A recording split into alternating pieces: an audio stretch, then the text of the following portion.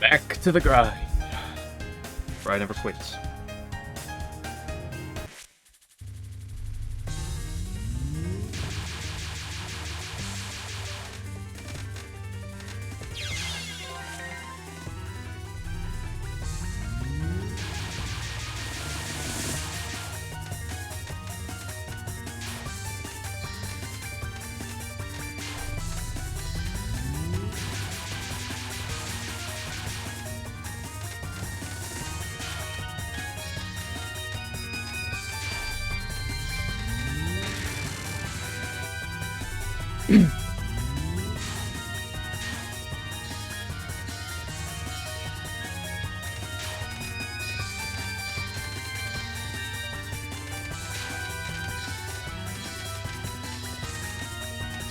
Eat poo-poo.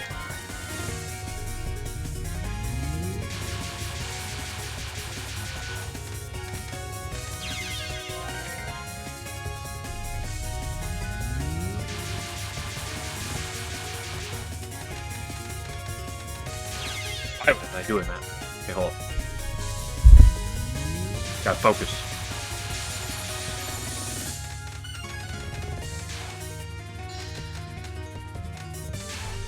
It's time, yep, back to the grind again. Why am I doing that?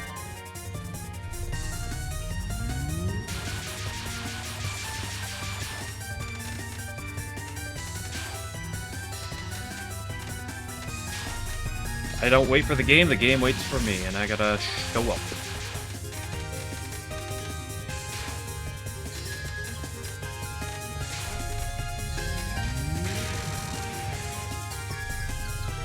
Back to the lab again. Back to the lab again, we're at the lab again. Oh, there goes the lab again.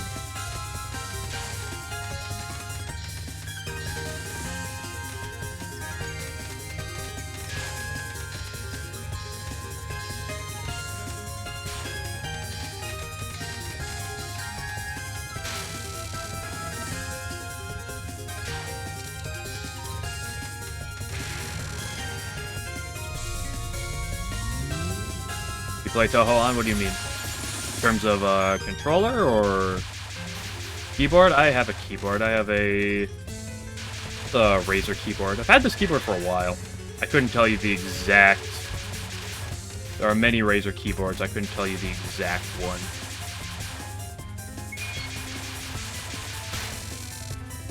But yes, I'm a keyboard gamer. When I started playing Touhou, I didn't even realize control was an option. And by the time I realized you could actually use a controller, I actually tried one for like 20 minutes, and I was like, I'm not going to relearn my entire skill set on a controller.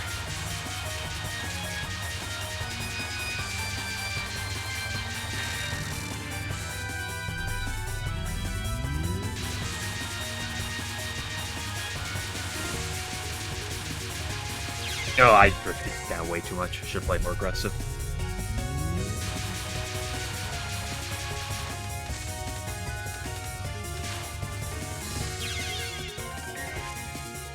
Can't wait till we get to 8. What do you mean when we get to 8? It's gonna be a while till I beat this game, but when I beat this game, Imperishable Night is not the next game in the list for grinds. There's a few games I could go to. The top of my current priority list... I should not have done that. Ooh. The top of my current priority list is SA, but... Those LNNs in both keyboard and stick, it's fun. That is kind of funny. Like, I mean, a lot of Touhou skill is fairly fluid, so if you get yourself good at both of them, then it'll be pretty similar. But...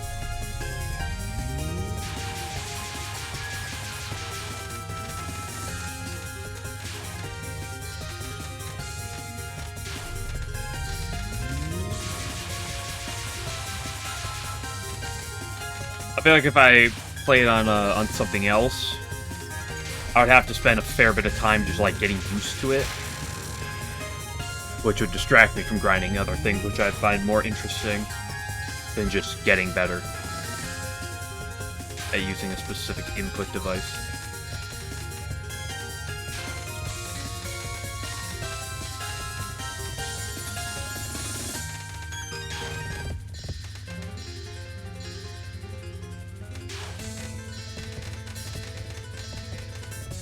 Sometimes I'm disappointed in the deaths I have. But then I, like, look at some of the moves I'm doing, and I'm like, you know, I think I should be fairly happy with some of the things I'm able to do so far.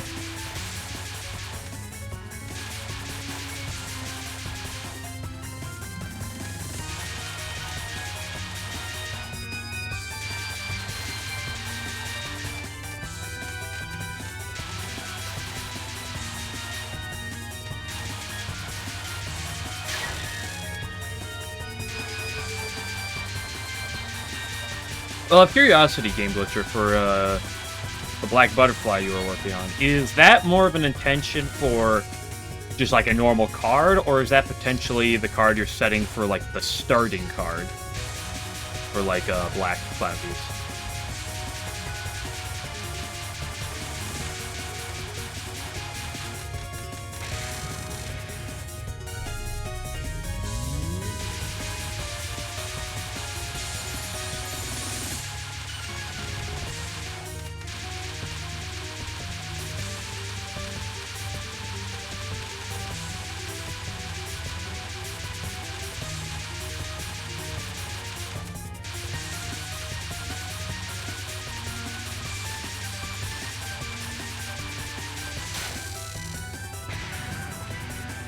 Okay, so you're treating it like a starting card.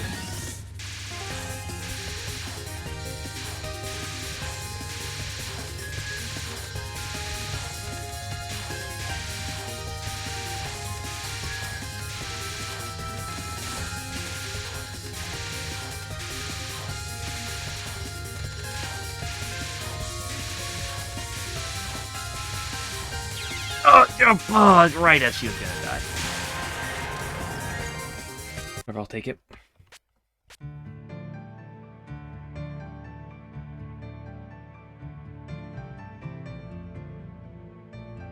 Back to the 10 Desires side grind. That's an interesting one. Yeah, I guess it is regarded as one of the easiest. What's considered easier, this game or 10 Desires? Not that it really matters. So maybe don't answer that question, actually.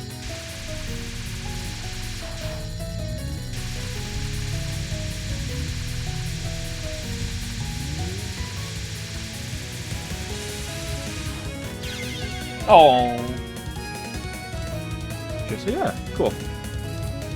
My only comment with that Black Butterfly that I looked at immediately, Game Glitcher, is I feel like the ultimate for the Black Butterfly was not particularly that strong. But more importantly, I feel like the base 6 damage is a little low. Now, it is the same amount of damage that Diosei does, but Diosei is random. And also, Diosei does have the defense boost. Hello, 11.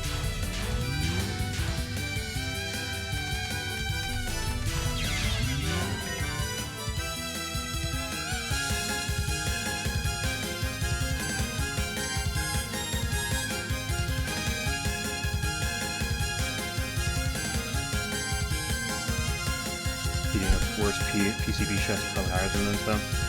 Yeah, I mean, at the end of the day, if it's comparable, you know, who cares about nitpicking the details? Especially when it's, at the end of the day, it's still an LNB or an LNN.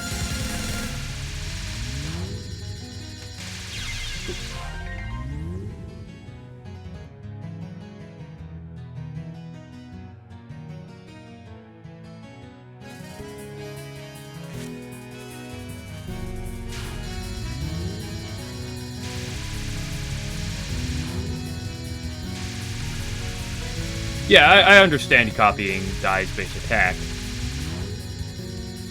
But I feel like if you don't have the block alternative, it might be better to bump the number up by 1 or 2. I don't know, maybe not. Well, I guess actually the big thing, in my opinion, about the Dai alternative is Dai also gets you a... I'm not struggling with this one right now. Dai also gets you... What is it called? What's that? The Midsummer thing when you're playing as Chernobyl, right? Like, upon playing it, it'll generate that. It's generally the idea with Chernobyl, giving another instant effect type of thing.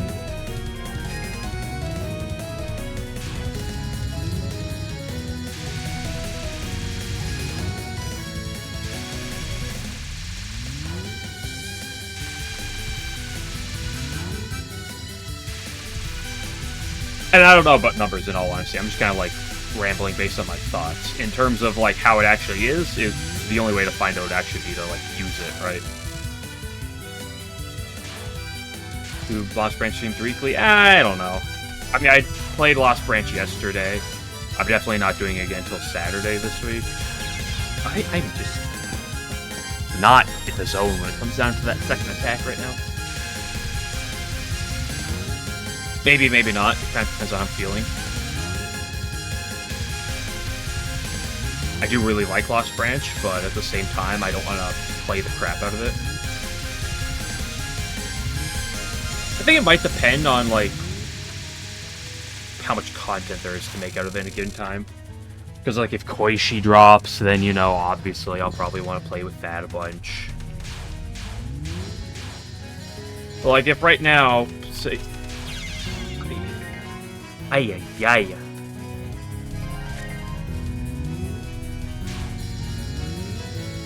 can't promise I'd play a serviceable mod in a weak state or in a mid-state on stream, but I would definitely play it. I will say that. If it was in a more serviceable state, I would play it on stream, but probably not early. But I would definitely play it for you. But since I might do like Urban Legend in the near future, if I do Urban Legend, I might not do 2 Lost Branches in 1 week.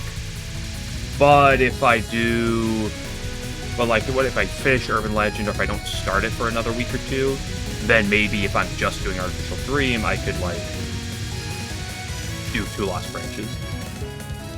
Gonna hate you, Lil. Great. She's high enough that she might move left, right? No, she moved back to...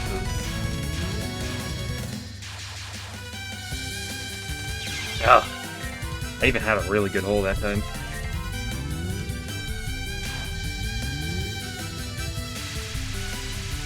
I don't know, I think Monday ate all my gaming juice and skin.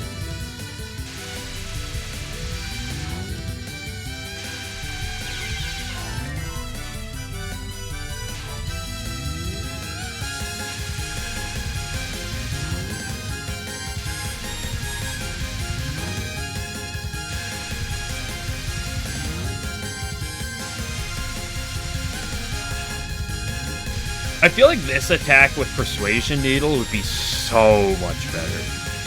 It's like she's dead by now.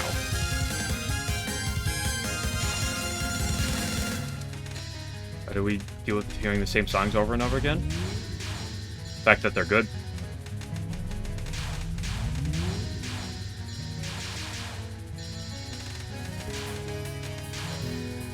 There we go. Finally, I made that dodge. I almost messed up the next one. I know some people like actually just like don't listen to it. I remember hopping an Everlasting stream and he just has like other music going on quietly in the background. Why did I do that? I was not paying attention. I'm getting sloppy right now.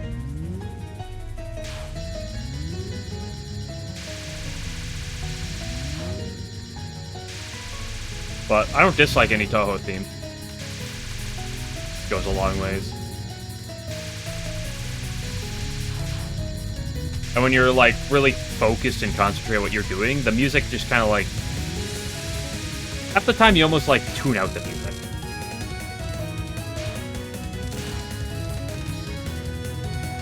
She certainly is not high enough to go back to the third go. Keep going to the left here.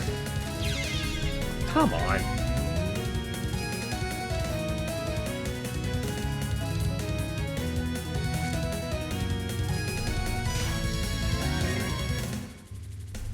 Yeah, some people just do it, he doesn't mute it. I couldn't do that, though. I feel like it takes away too much from the game.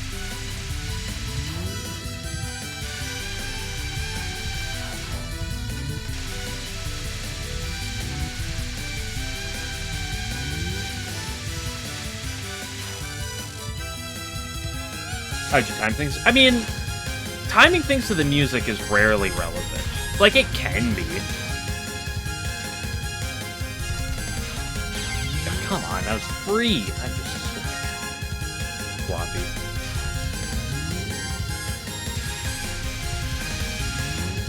There are potentially instances during stage portions where timing things could be relevant, but it's rarely ever relevant.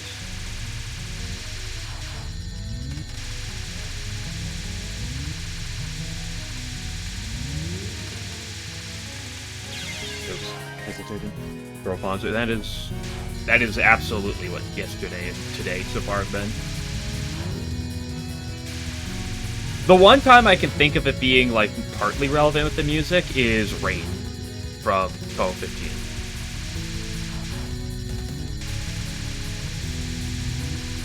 Because if you know when it's going to end, because like when you know it's about to end and like timing all that shit, it is kind of relevant. But even then, if you do it enough, you're just gonna kind of get it down pat anyway.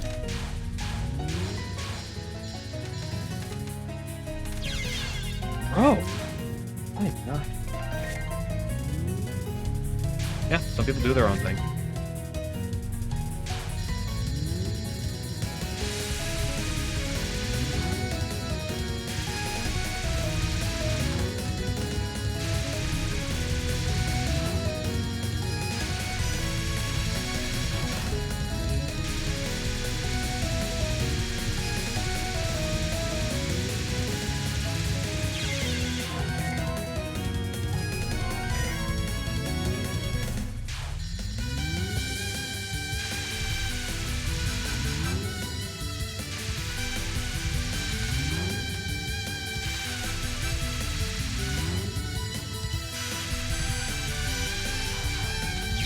Ugh. Ugh, it's all disgusting right now.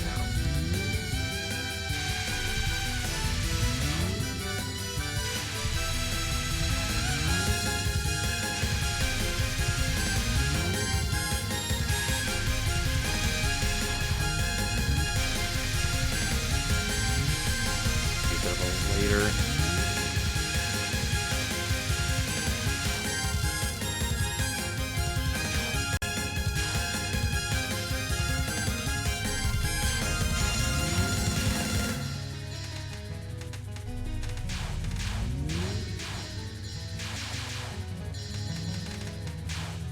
There we go. There we go. That felt a lot better. I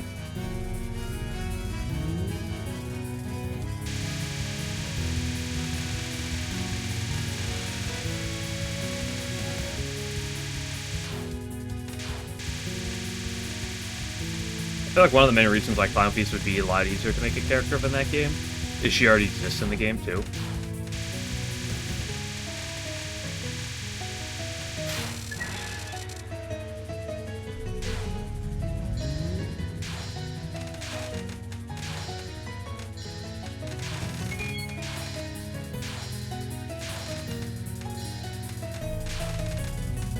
But you know, the whole listening to thing is like, it's one of those things. Like, I play a lot of games on my own time, and like, I'll either like listening to YouTube or something while I'm doing it. Like, if I play Lost Branch on my own, I never have music on. I'm always just like have YouTube on my one of my other monitors.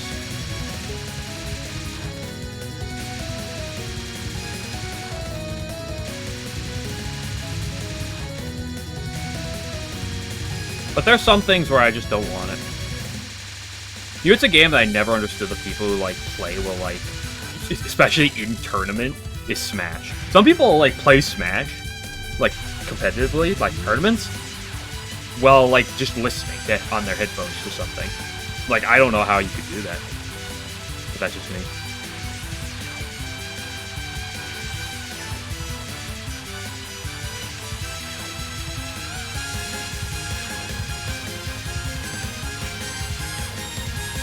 Those are a couple...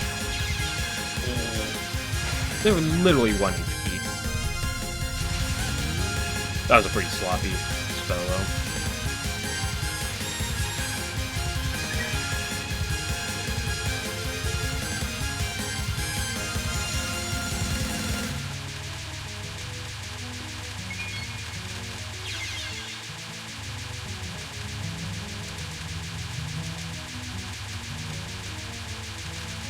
Gosh, when you die to this spell, it makes it last 5 years.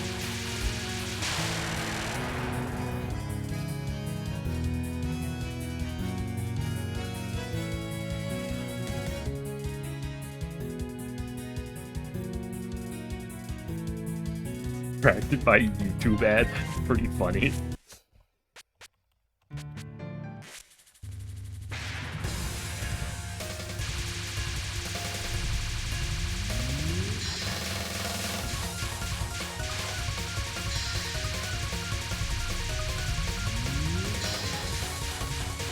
And I listen to work. I mean, I listen to music a fair bit. Like when I'm driving, I'm usually listening to music. But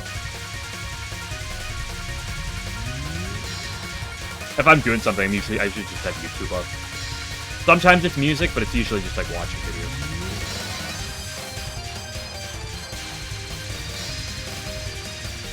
It's either just throwing something up that like I don't really need to be watching entirely.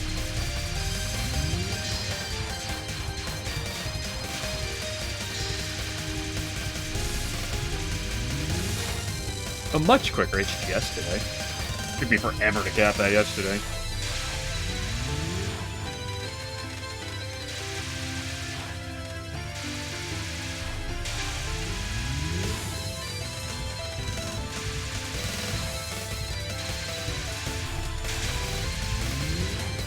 You know, there are many people who probably disagree with this sentiment. But one thing that I do really like is this game's late game is really fun. Not everyone will agree with that sentiment, but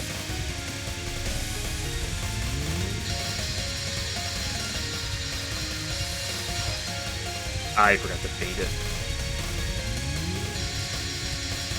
Ugh. Why are you so far over?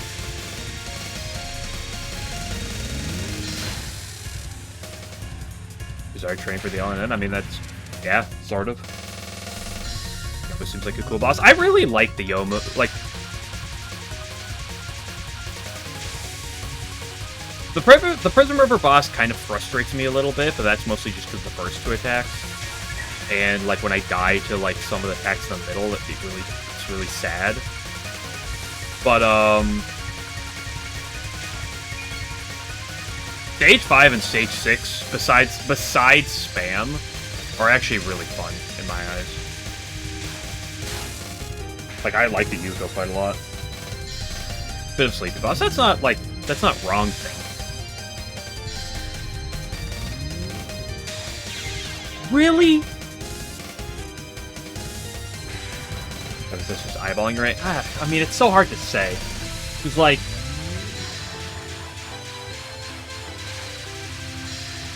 Let's take Yomu.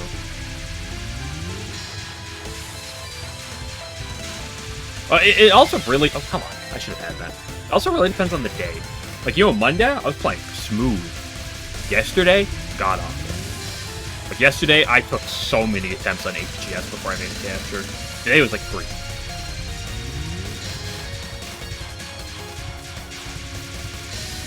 That was an impressive wiggle.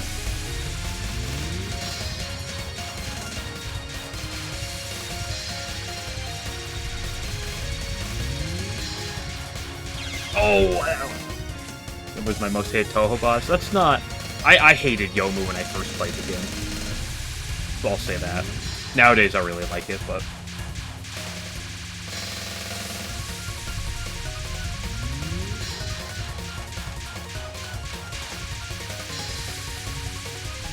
But, like, when it comes down to Yomu, you know, Yomu's first non, I feel pretty comfortable with. I had everything from, like...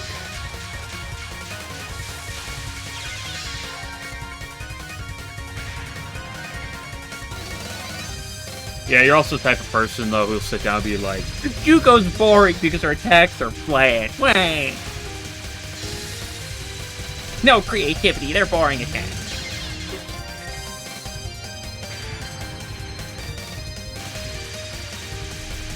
Basically, everything on Yomu that isn't HGS, or, what's it, 7 cons, or whatever it's called, I'm just the worst.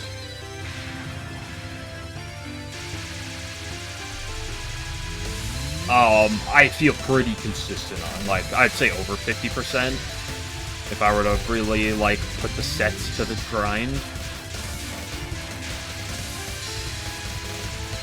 Yomu's final, I don't know, I probably, as much as I wish I was, like, over 50, a little over 50%, I'm probably a little under 50%. But I don't think I'm that inconsistent on it. Like, it's by no means, like, a killer. This attack, it kind of really, this one really depends on, like, how I'm doing in the moment. Like, for whatever reason, the middle of runs, honestly, like, when I'm really in the zone, I feel, like, kind of good about HGS, but that's not always the case. Why do you call it HGS? Because it's Hell God Sword, and that's just what a lot of people refer to it as, and it's just easy to abbreviate, you know?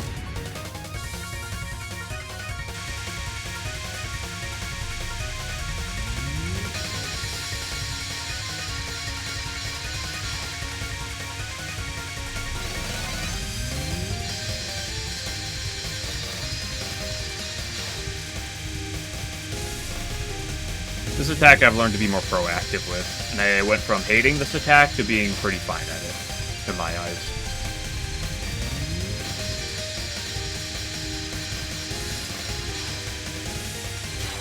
I just had to be more proactive with it.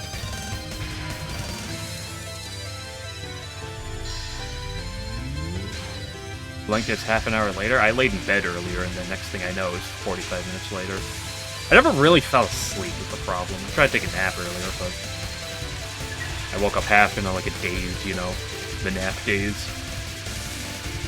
I had to be like, I gotta get my body going so I can go make food before I have to scream.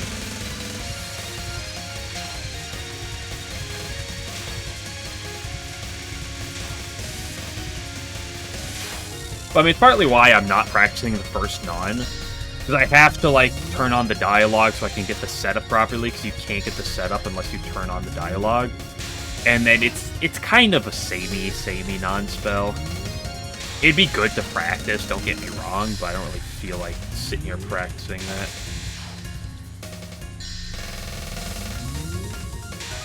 This attack is really fun. I love this attack. It's not the hardest attack by any means, but it is a really fun one.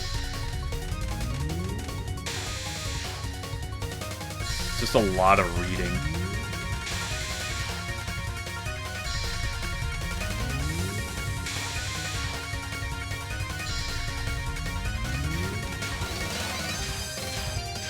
See, that's my point about you. Cats walk or cats skip. Here's the thing about cats. Cats walk is probably the hardest spell in the entire... It's probably the hardest part of the entire game. I want to say I'm going to do Cat's Walk. I cannot promise I will.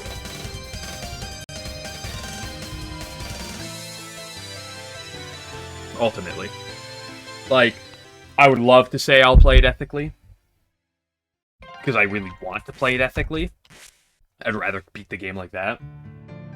But, which one's Heaven God Sword? Well, this one's usually referred to as, like, 3 cons.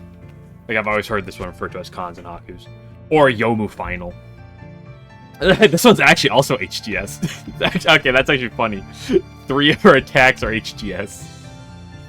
But, considering that this one is the notable one, because it's the one that's actually difficult. This one's not that difficult. This one's not that difficult. This one's a little difficult. But Meek Spot versus Meek Skip versus Ethical Meek. Fortunately, I don't play Touhou 6, so I don't have to care. I don't know, I'm more than... I'm not a skipper. I don't really like skipping the attacks. I am more than fine safe spotting them, though.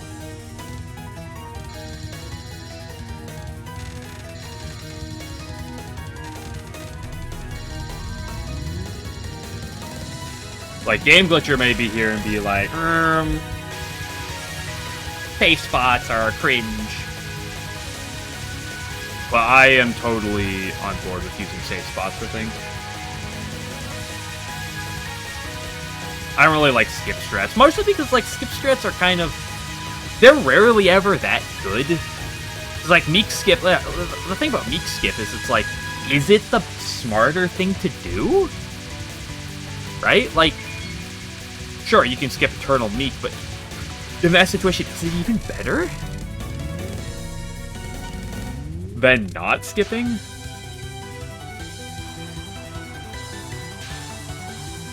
Yeah. Like, Catwalk skip, it's like, I'd rather, like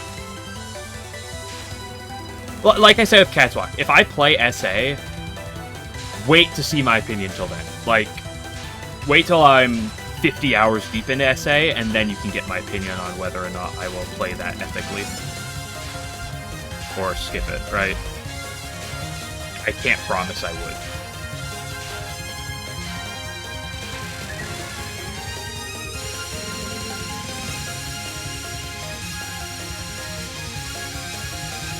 But I'd like to believe that I would. I'm pissed, but the second time I've done that deck. I love Yuko's theme. It's such a good theme.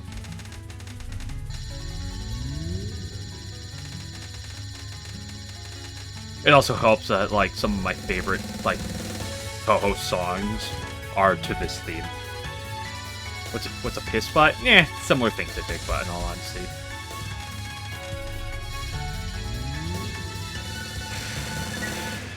It's two words you throw together to express a mild feeling of rage before you go back to what you're doing.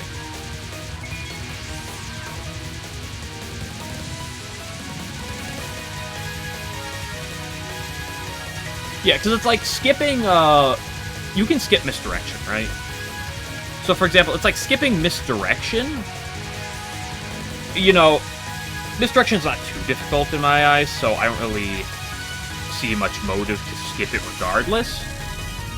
But, like, that makes sense because the non's free. You can safe spot the top of it, and you don't have to worry about that non. But the Meek skip, like, the hard part, like, it's not like Meek is the worst. I mean, it's not like Meek is free. But it's like, that non is so volatile before it.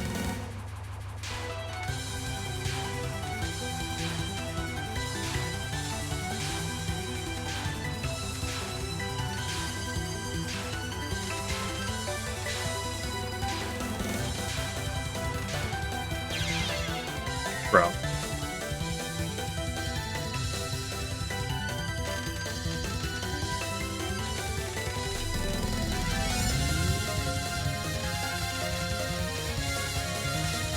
Euchers.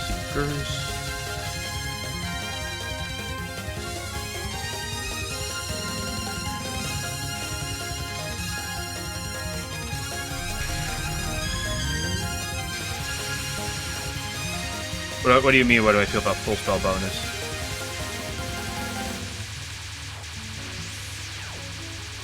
I feel like in every game but 10 Desires, you should aim for full spell. You don't have to. You literally don't have to. Well, the bro is the fact that I died to, like, something I should never die to. Realistically speaking. It's like, I get some people do skips and stuff, and I'm not opposed to people doing that. Yeah, it's not... Like I said, I think people should do Catwalk. I understand if they skip it. I'm a full proponent for doing Catwalk, like I mentioned, but... It is what it is, right? I think in every game but 10 Desires, I would definitely push for it. Even in 10 Desires, I push for it, but... That Yoshika final is really awkward.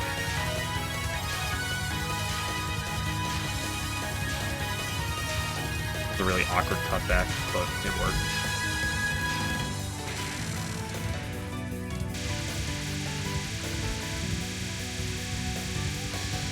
Full spell stands for full spells. It means capturing everything.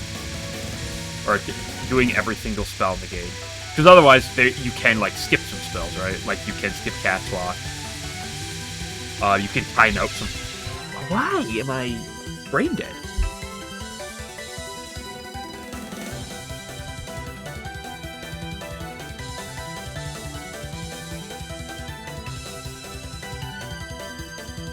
Yeah, I want to try to get perfect Yuko.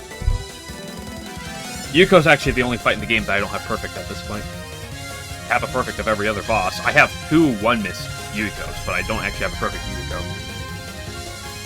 I'm not gonna force a perfect Yuko, but if I die to the first half of Yuko... If I die before Butterfly Delusion, I'm just gonna reset the fight. It's just kind of the nature of it. Like, this first, like... Everything up to Butterfly Delusion, you should be winning. The fact that I'm not is kind of sad.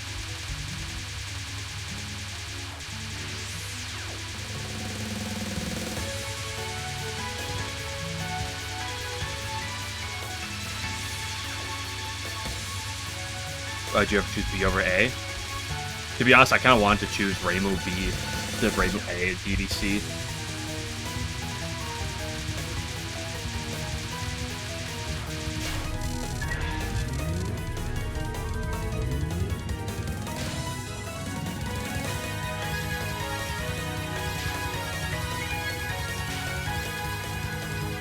But otherwise, the only reason you play Sakia B is because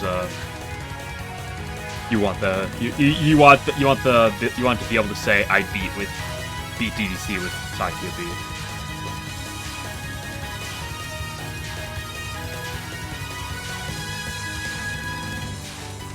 What am I doing wrong right now? I was doing fine with this before. I'm not getting my cutbacks. That's really sussy.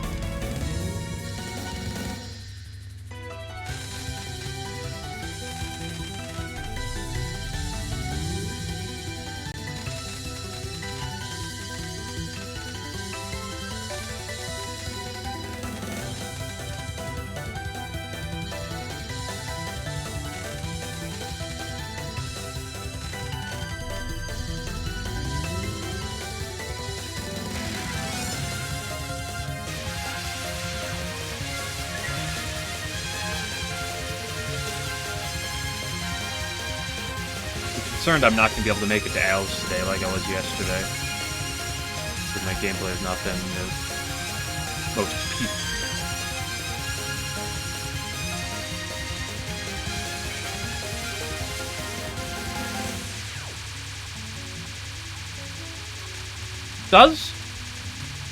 Doesn't Marissa actually have more game appearances than Reimu at this point?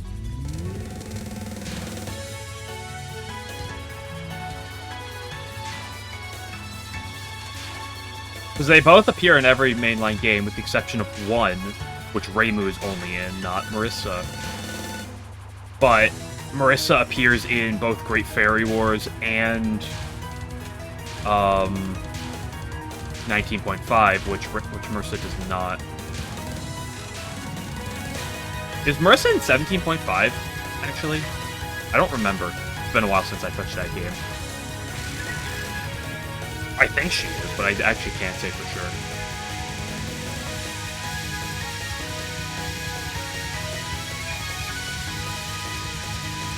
People more remember the fact that that game finally had Flan back.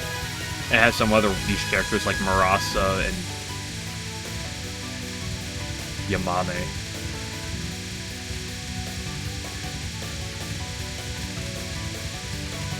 My dear girl Kaneko actually also makes a reappearance there.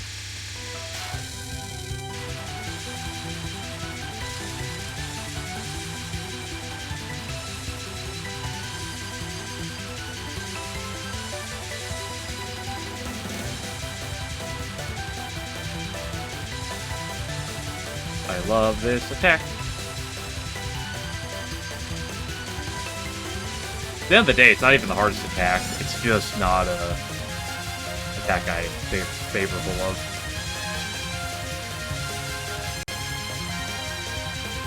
Especially because it lasts 5 years.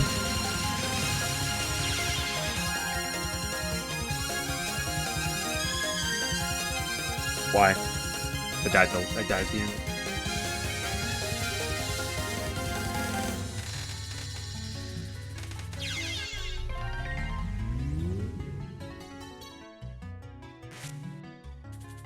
Did I say DC Reimu B looks fun?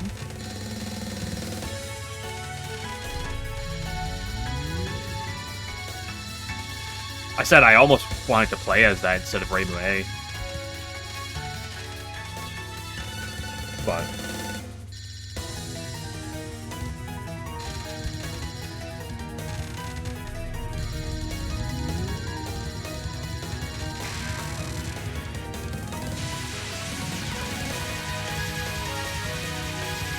just got lost.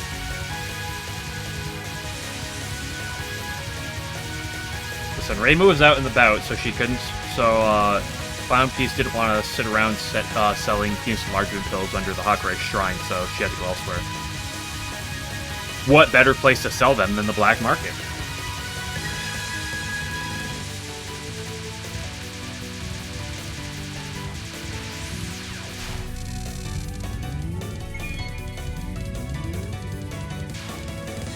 Listen, sometimes you get lost and climb an entire mountain.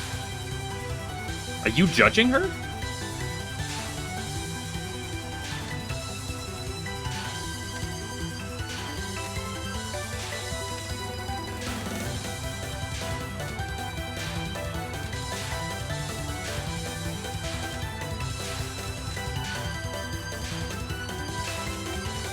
Why do I keep dying to this? Why do I keep sucking?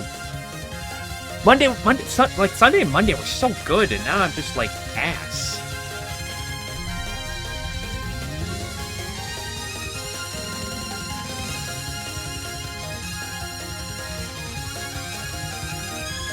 I haven't even gotten to Butterfly Delusion once.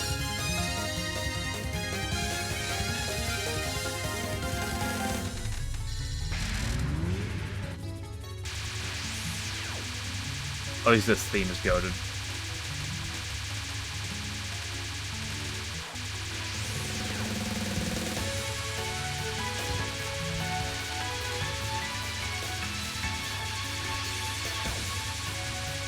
Family coach him. He doesn't play this game. He plays Touhou 6. He could help me with that game, but his knowledge of this game is only so limited.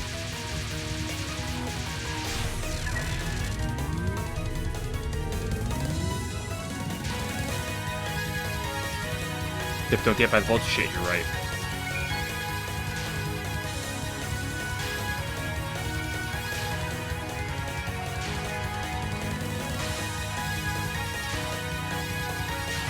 I wonder if I can edge this attack. I should try that in a minute. I know I tried previously, but I might not have been perfect with the edging, so...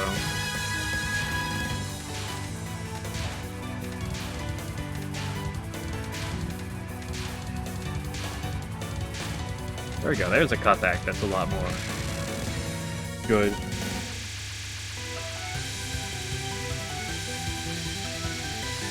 Plus, one thing about being a lunatic player is it's kind of hard to, like, coach at this point. Like, there was a time and place for it, for sure, but, like, at this point, it's hard to have much of a coach. Like, at this point, the only thing that, like, really puts in work is just more, this is, like, better strategies, right?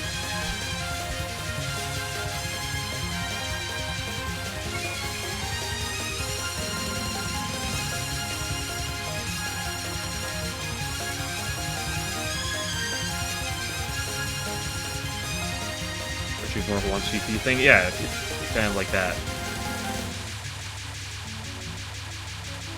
I'm not saying I haven't learned everything I need to learn, but, like... there's not much skill-wise that family could, like, teach me directly.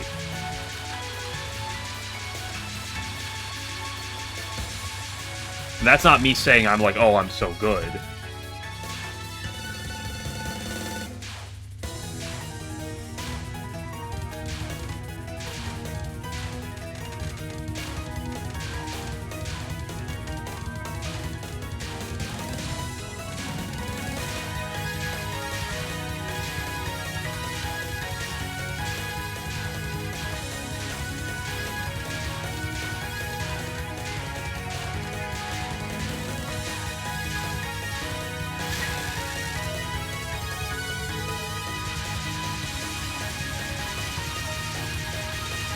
But I mean, it's like with, what is it? What's that game called?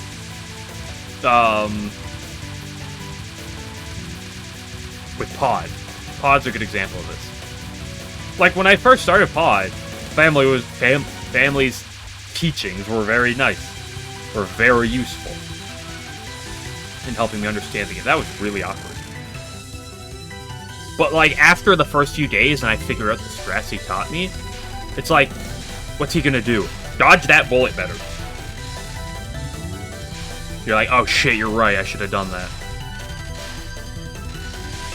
Like, there's only so much you can, like, learn via physical skill. And there comes a point where you just need to, like, get your muscle memory to get your game skill better.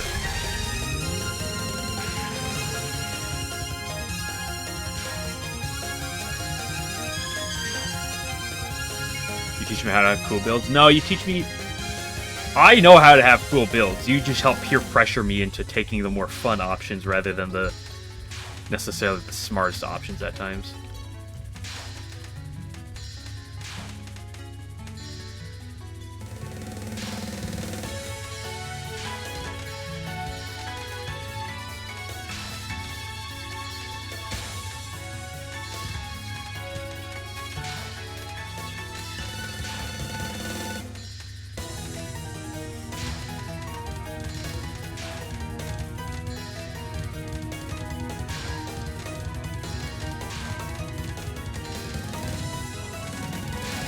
I looked at a health bar and she's not dead. Oh!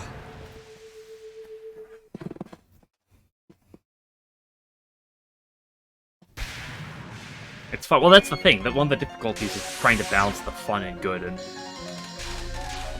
Lost Branch, right?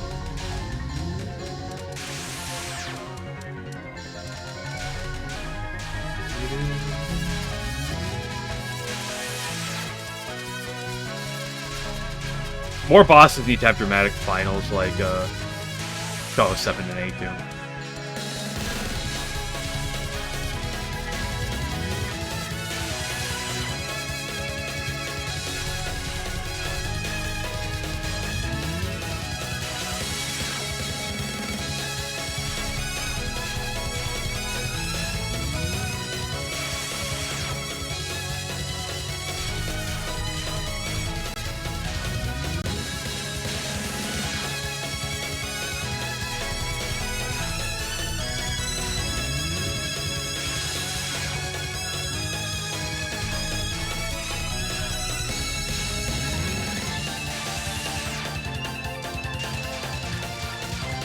Hey, a perfect Yuko.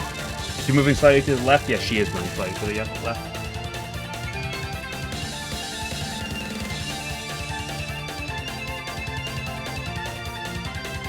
149 more. Now doing a real run? Yeah, that's the idea. Ugh. Well, now I have a perfect of everything in the game, so that's pretty cool.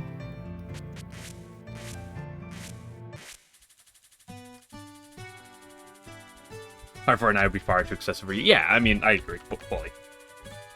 Now, to be fair, I think 149 is a little excessive, or 150 is a little excessive, regardless.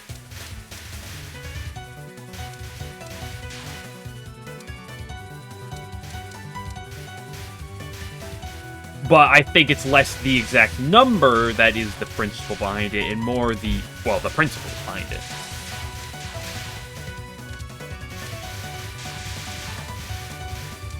I don't need to get 50 perfect Yuko. I did not get the big P. It's a, oh, my big P.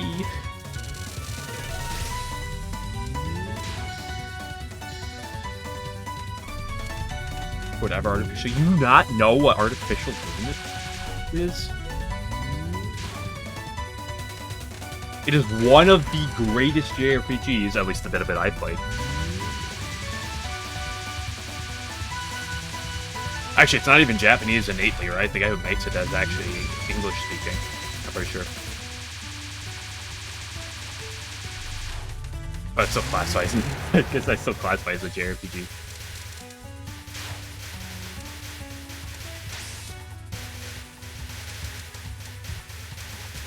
Well, like, if I'm LNNing, I'm not gonna practice Yuko till I got 150 perfect Yukos. I would not practice 150 perfect Remys, but I would practice several, like, more than several. I will say, I will more than hit that.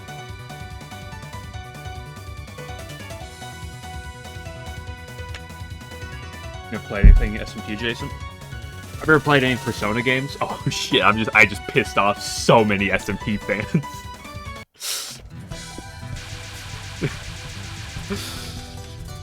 Only because it's true.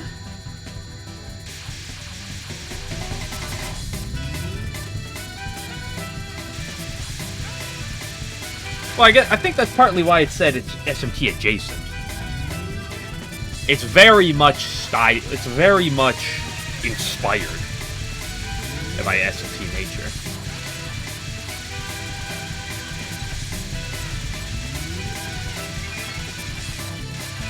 I mean, it's pretty obvious to see that. The maker of the game has literally admitted that himself.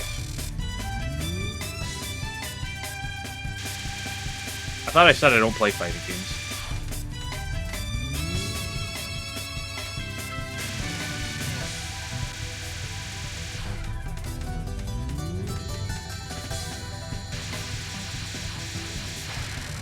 I thought me getting my ass absolutely bodied by a lunatic Marissa in Hopeless Masquerade without any, like, with maybe getting, like, one hit in. Oh, she gave me the bad laser, by the way. Letty is naughty today.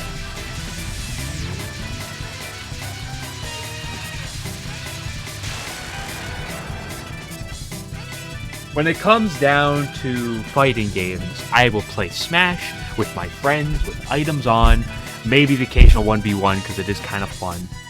And that is the extent of it. I'll keep it very casual. If I'm playing a game at a high level, it's going to be this.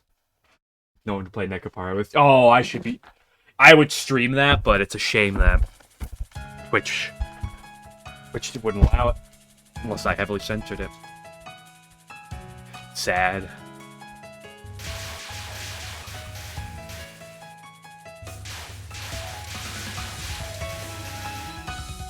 Don't worry, I'll play Honey Pop with you, though.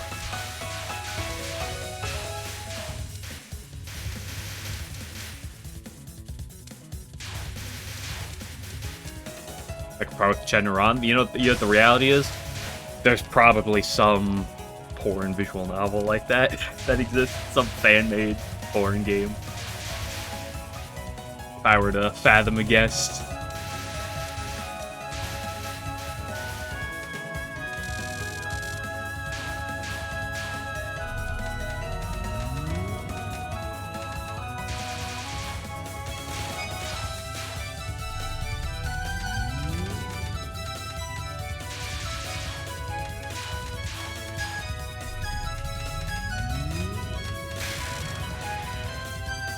Shenron.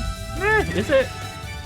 I don't know, I feel like I'd usually refer to them as Chen and Ron if I'm referring to it like that, but I've never really put too much thought into it.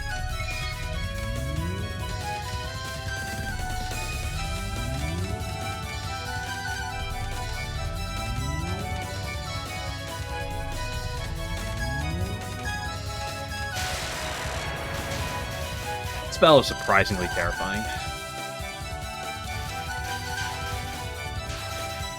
Like, most of this stage is pretty tame, generally speaking, but, like, Kima and Toko and that mid spell are I mean, they're not, like, that difficult. They're not that high-rated attacks, but they're definitely higher than that.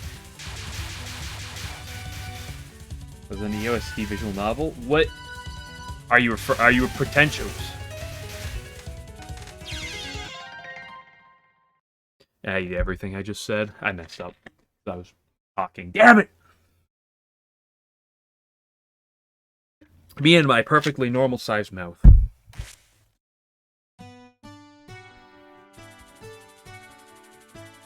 The only like there are some like Touhou visual novel style things I know of. The only ones I know like a lot about that are actually really good are the Busy Person series. I love those. I love those games. So much so they'd be fun to go through on stream at some point. They're so funny.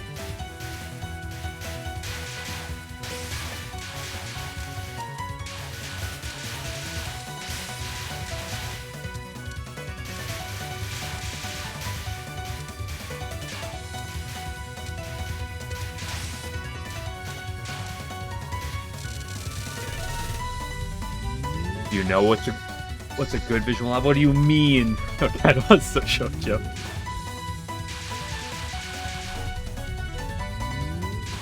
I've wanted to go through Catalyst shoujo because I've actually heard like a lot of good. I've heard that it's unironically pretty good.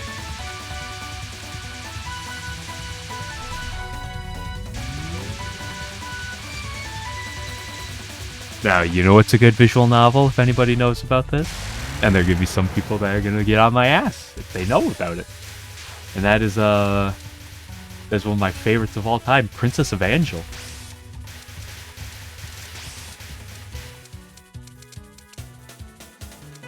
So much so that I even have a scroll of Ritsuko directly above my bed wall.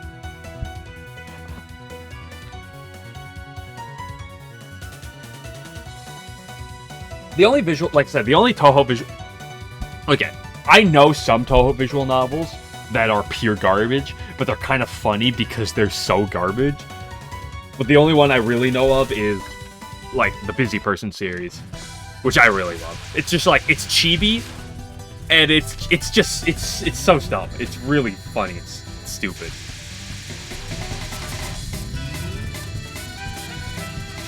It just kind of like takes almost their fandom personalities that and just like takes it to the extreme, and it's so funny. Patchy being a drunk is just top tier. Alice being absolutely horny for Marissa, and everyone hating Alice is top tier gold.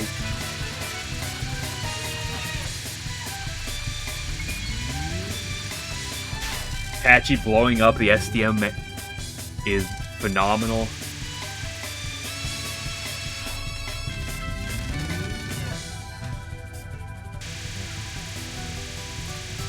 Tsukihime. I recognize that name, but I can't put anything to it.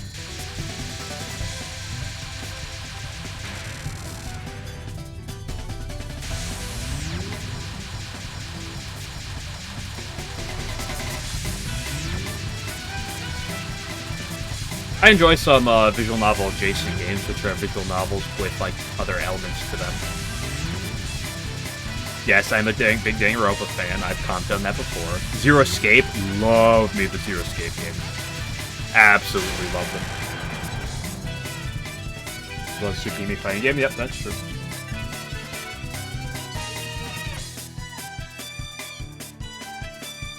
Fate Say Night. No. The clearly the only Fate content that has ever. What I'm about to say, I'm going to say with complete irony. The only Fate Say content you should ever see is the Ilias side arc, right?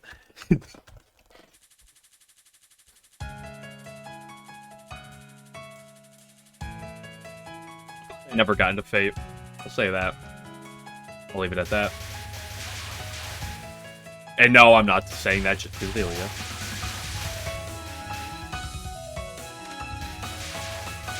Did you just use the word Kino in my chat? You watched 2 episodes of that. Base is certainly... It is... I have not watched the entirety of it. I've only seen little bits here or there. Up for the better. I mean, I don't know why. It's just... It's a great show, right?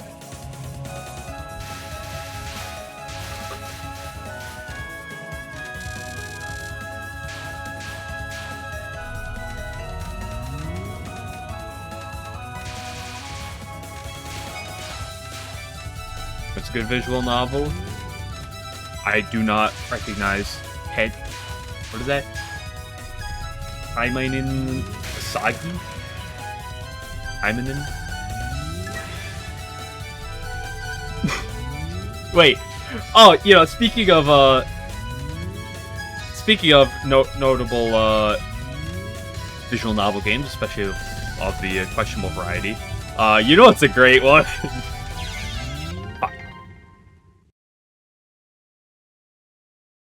Hopefully, like Monster Go Quest. We don't talk about Monster Go Quest, but no.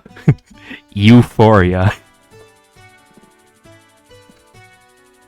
Gosh, that game is something else.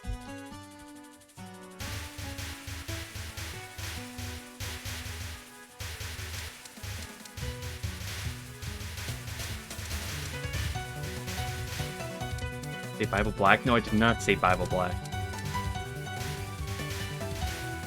The only thing more grotesque than Euphoria is, like, Corpse Party. And that's just because Corpse Party's entire gimmick is that it's grotesque.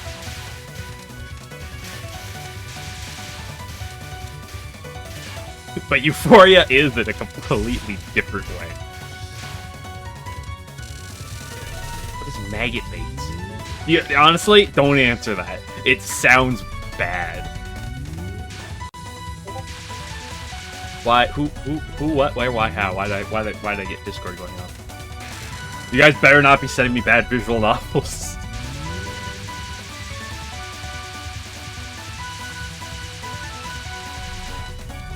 You know what's one of the greatest visual novels of all time? And I mean, it's again one of those that's like sort of visual novel adjacent because it has some like alternate things, alternate gameplay at times, although only minimal amount. Your Turn to Die. Love that game. Fortunately, the full of it's not out, and I'm waiting for that final part. I've been waiting for like 3 years, very patiently. So it's just a visual novel with gameplay. True.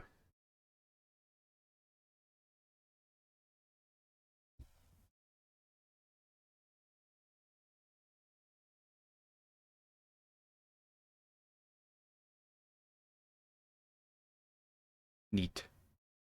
Although you don't have to send me this in the middle of stream, by the way, Game Glitcher.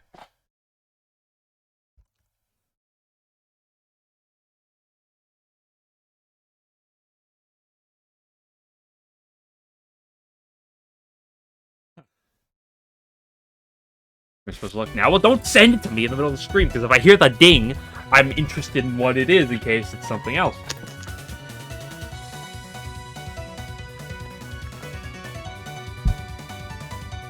You're so disappointed. Yeah.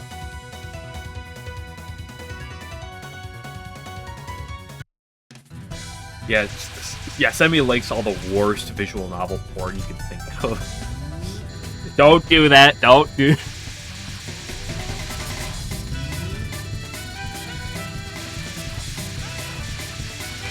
Yeah, Corpse Party is one of those things that I have to question why it exists. In fact, it is probably the thing that I question why it exists the most.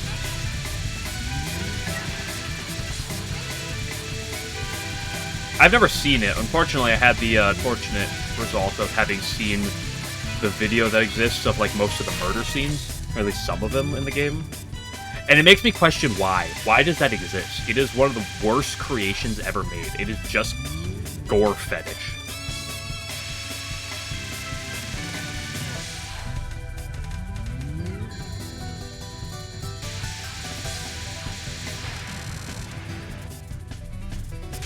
Cry about it? I'm not gonna cry about it, but I will sit here and say,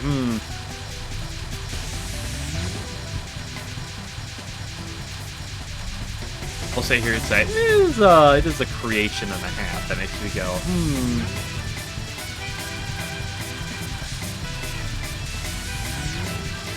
Any Higurashi fans here?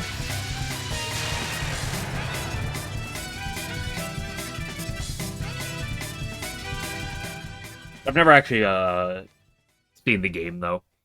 I've watched most of the Higurashi anime, the original one, not the newer one, but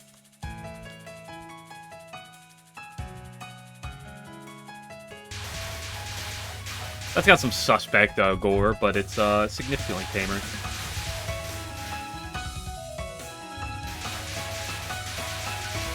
Of Higurashi, like that. Yeah, I see where you're coming from.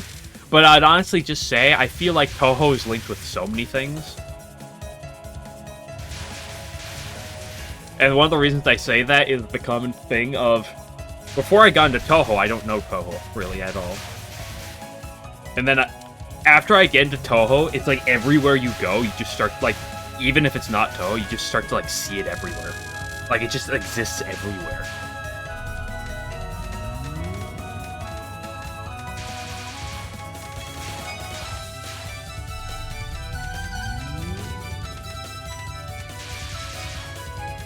Oh! Peden super.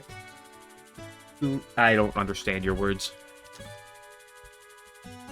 Speaking of Your Turn to Die, see my Steam pick is actually from Your Turn to Die. It used to be a different scene from Your Turn to Die, but then Chapter 3 melted my heart, so I had to change it to this. You haven't heard the song? What song?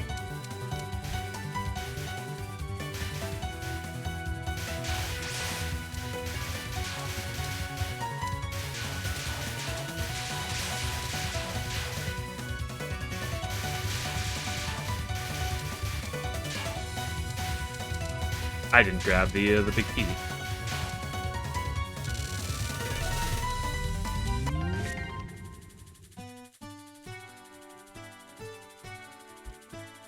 You're gonna have to tell me what that is, because I don't recognize it. I hate to break it to you.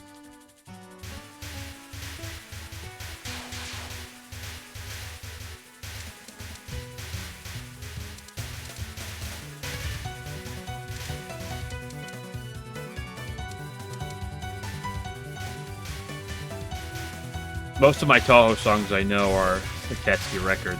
I do know plenty of other things, but...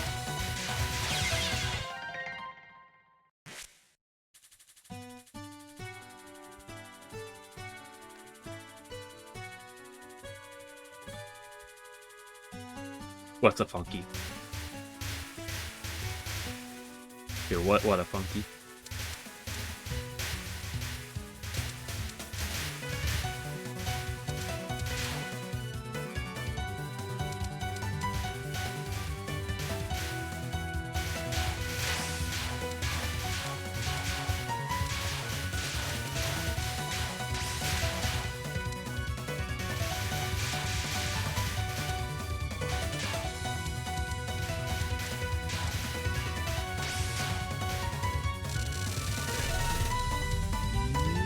Again, you saying words over and over again that is not gonna help make it any different. The boomer Touhou means, yeah. What are you 40? Good grief.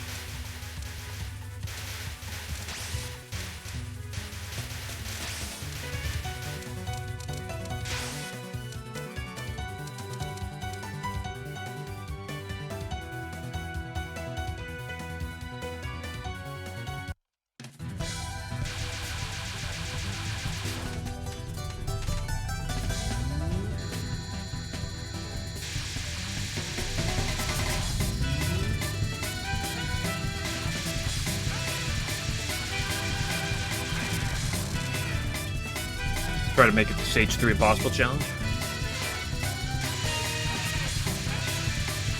Oh crap, I feel like I've been streaming for so long today. How has it only been an hour and 10 minutes?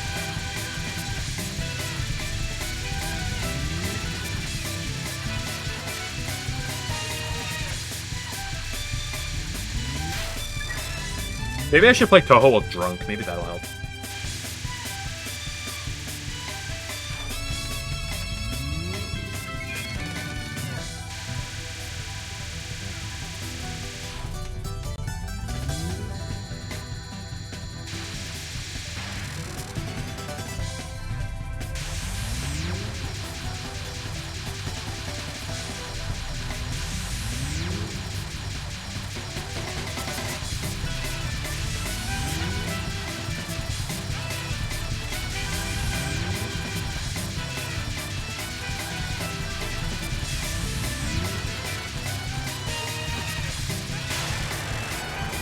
speaking of card design stuff, Game Blitzer, have you put any thought towards any exhibit ideas yet?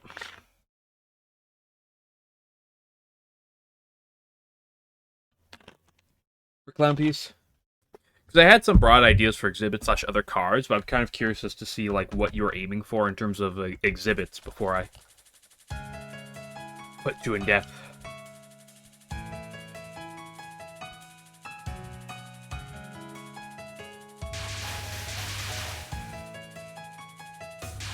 Because those are often kind of the things that, you know, kind of can determine a lot of character order, the like direction.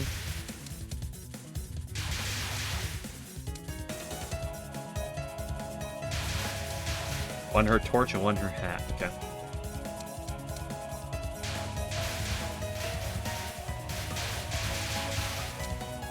Because one idea is, because you mentioned about, of course, putting the Lunatic Torch ability to, like, the status effect you made it, putting it on, like, a card or something they have to get. Of course, one idea is you could make one of the exhibits, like, either put the card in the hand at the beginning of combat, or shuffle into your deck if you don't want to draw it necessarily immediately.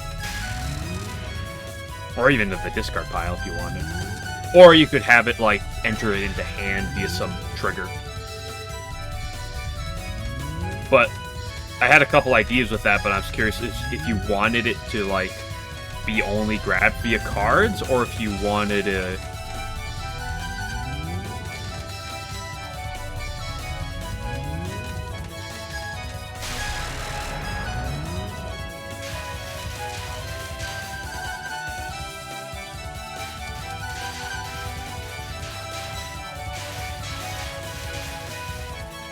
Because I was thinking you could have one exhibit based more around like a damage archetype, and one exhibit based more around like the teammate archetype. It's like if I think about Clown Piece, you know, I think of more, especially with the volatility of like our thing, kind of the high risk, high reward. Those are kind of the two ideas that come to mind.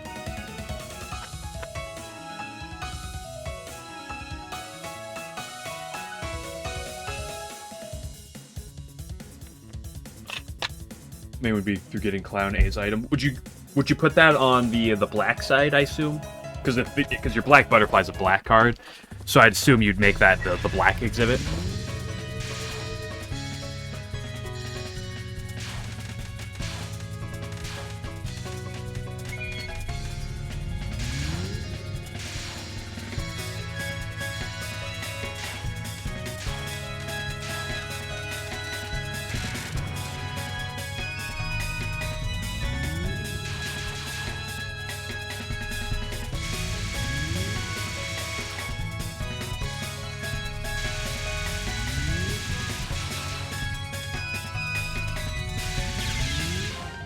Unbelievable. That was not even a difficult dodge. Why?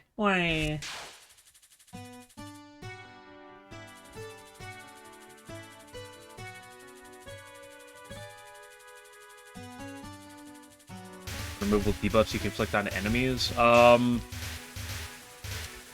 think because the Yomu mod has the Yuyuko teammate, which the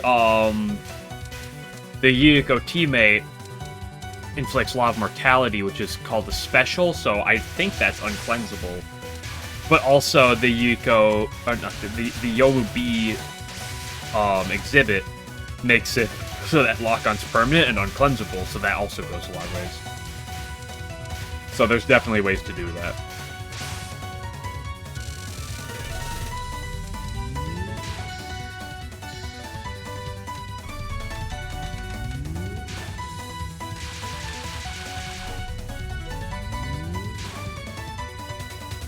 Because I was thinking damage, but if you want red more for screwing with the enemy, then there's definitely... Oh, why would you go up there? She did the thing where she went vertical.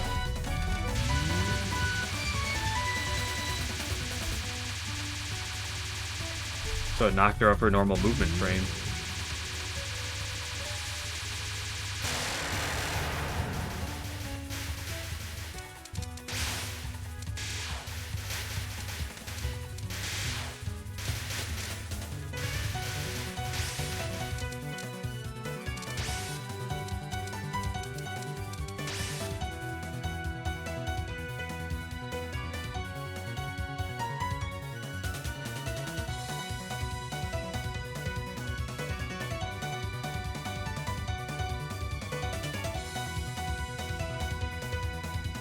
Yeah, so basically, you're trying to make it so that Clown Piece A, which is the black one, would give you a card that lets you activate the Lunatic Torch without needing an additional card for it, like Clown Piece B would need. So then the question is, what for Clown Piece B's exhibit? I feel like trying to figure out an exhibit to give yourself a more sense of like what you want, like want it to be aiming to do is important before I start thinking about more card types. Because yeah, I just create a kind of a broad damage and like block common for you, kind of under the basis of like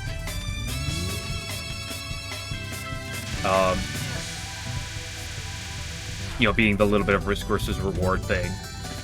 I feel like the block card I gave you, I really don't know how good that is. I feel like it might be really good, but it also might be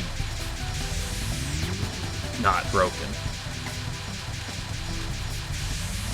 And then I gave you that that Discover card because I thought that was a really fun one.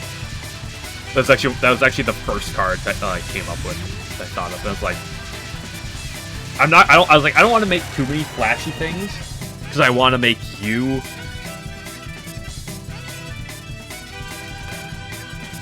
Discover based on a pool. Well, Marissa has that yellow card that makes it so that it searches for non-Marissa cards, right? So there's probably got to be something related to that, right? Because there's that one Marissa card that's, you know, choose 1 of 3 non-Marissa cards. It's the yellow card, or it's white mana. If I ever say yellow or purple, I'll just understand I'm referring to white or black.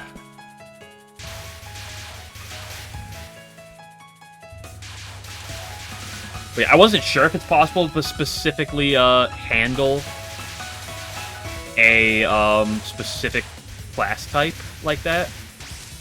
But I thought about it as an idea. Not only does it work like thematically because Clown Piece hangs out nowadays under the Hakurei Shrine,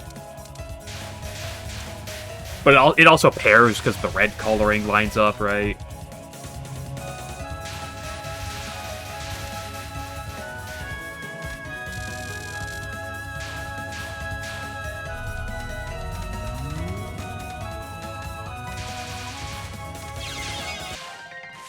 Because I had a few, like, flashier cards. I'll probably come up with a rare or two related to some effects.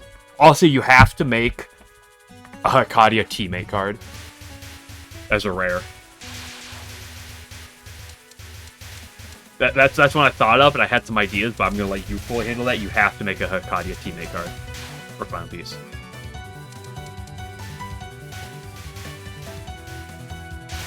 Well, what? You're not going to make just one teammate? Nah.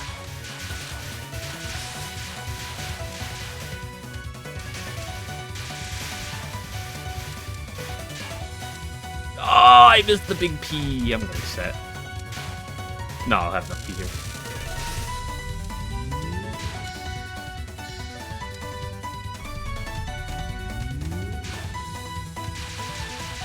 But I feel like a Hakadia teammate would be perfect. Or you could do a Junko with it, in all honesty. But like, I feel like a Hakadia teammate would be perfect.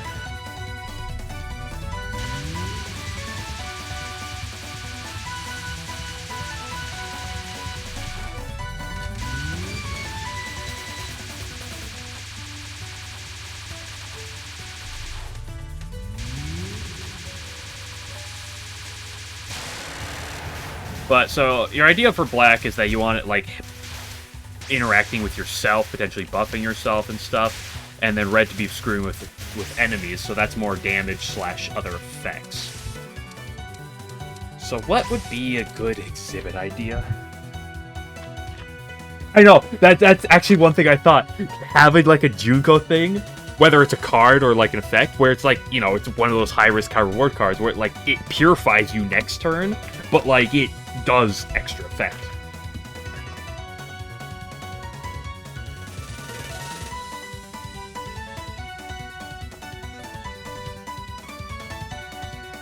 Yeah, Hakadia teammate does not have to be an innate one. It definitely would be a rare, though.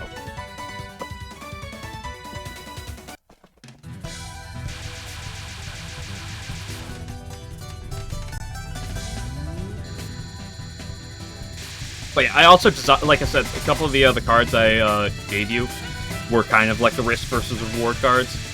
I was not going to design a ton of cards like that, but I thought of a couple, and I wanted to get like a few in there. But I know you kind of want that to be a bit of a like a defining trait about her. But I definitely think it would be wrong to not have every thing like that.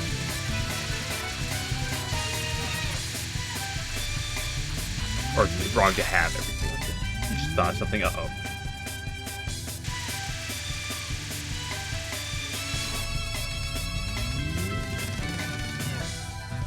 Don't tell me you thought about making Clown Piece's colors red, white, and blue, because that's a bad idea. Just stick to the red and black.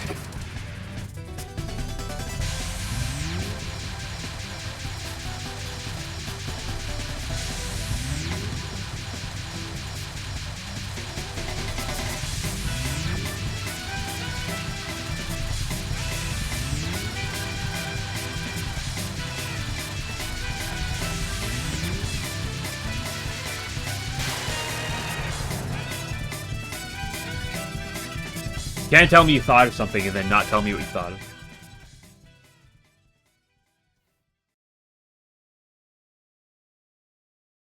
The actors transform into other forms. That's not a bad idea.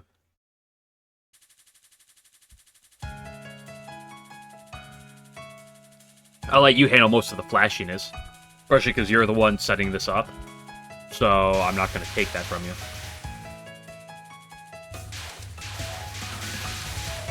I'll just create some humble card designs with maybe one or two flashier cards.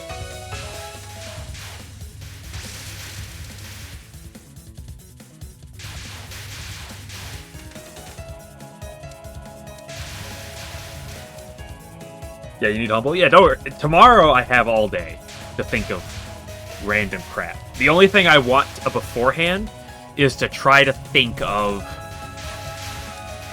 try to figure out what a good exhibit would be for the red.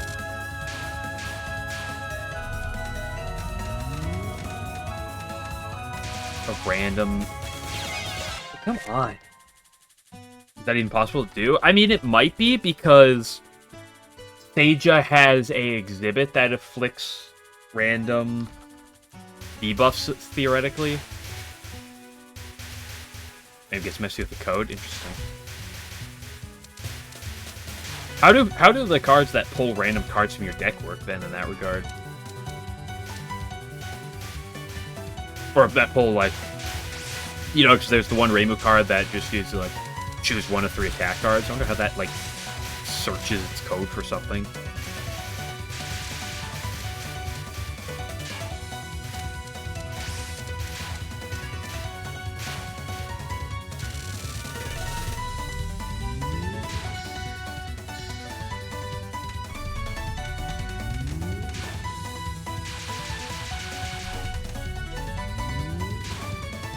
Yeah, there's the exhibit that applies. The vulnerable one is the light. Well, I think there's actually a different one as well. But there's the lighter that you can get from Moko and Kaguya that inflict that, like, when you first attack an enemy, inflicts vulnerable. But I believe there's also the one that puts where Emily inflicts weaker vulnerable to start battle.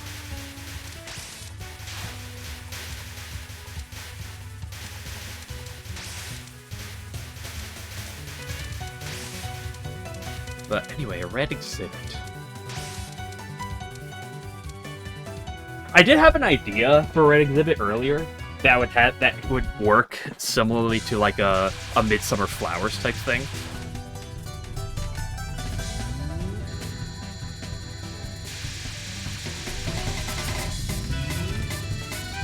My idea was making it moon-based. After all, Clown Piece is very well known with moons. It would have some sort of effect where you have moon cards, where there's some cards that could potentially generate moons, but like an exhibit that would say, I said broadly, would like every time you play 3 cards in a turn, add a moon to hand. It would be kind of like a very cheapy thing, like it would cost 1 mana, but it would also have the exile effect I was thinking, similarly to how Saku's knives work in that exile effect, so it's still triggered. And it would start at like a low number, like 5 damage or some shit, and every time you like would go through it, it would increase by 2.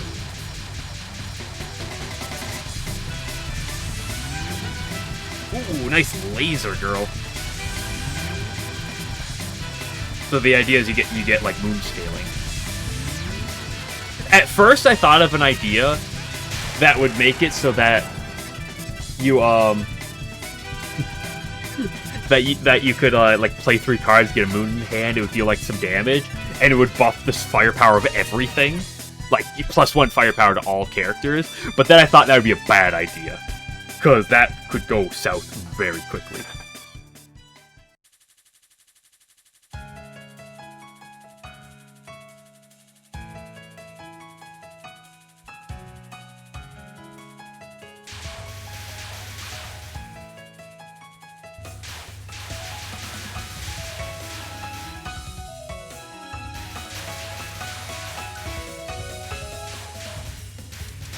Well, that's one of those things where I wouldn't worry about what other people say in that regards. Not because other people don't know how to balance things and that they're wrong with it, but I think that's one of those things where you'd want to play with it, right? Actually sit down and play with it. Yeah, you don't want to give Sage a 5 firepower, right? I think you could definitely have a card that, like, you know, you could have a card that buffs the firepower of everything on the field. Like, make it like a fairly expensive skill card or something, and pretend it's like Event Horizon in that regard, right? Where it's like, hey, you're saving this for a big burst. But I don't think you'd tie that to the exhibit. Which is why I thought about having an exhibit that, like, did that, where you had that, like, firepower scaling to everything, but I quickly dismissed that idea. I was like, that doesn't sound like a great idea. You could definitely have it tied to debuffs. You could definitely find a way to tie the exhibit to debuffs, I think is a good idea.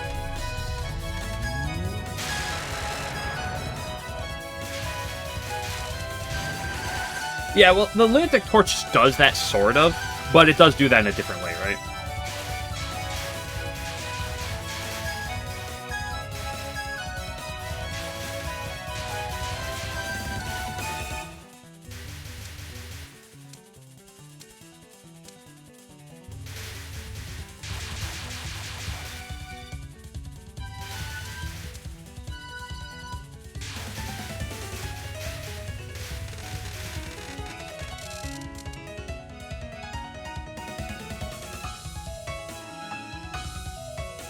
Yeah, such a card exists. It's blue-red. It's the blue-red Hekadia card, actually. Speaking of Hekadia. Yeah, it's blue-red. It's fairly cheap. I think it's just a blue and a red. It might be a blue-red and colorless, but I'm pretty sure it's just blue-red. I had one really cool run with it. It's actually was such a cool card that I put in that was actually a thumbnail card for one of my runs. So you can find it on YouTube pretty easily. It deals 2 damage for every card you played that turn. The upgraded form does 3 damage for every card you played that turn.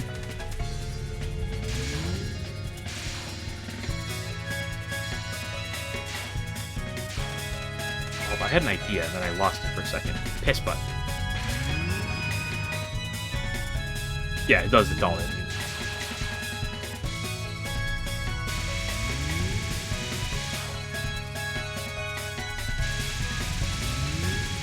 Sorry guys, I can get a perfect Yuko on the day.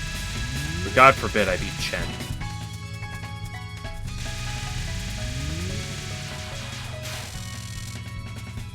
Maybe that goes to show where some of the difficulty is.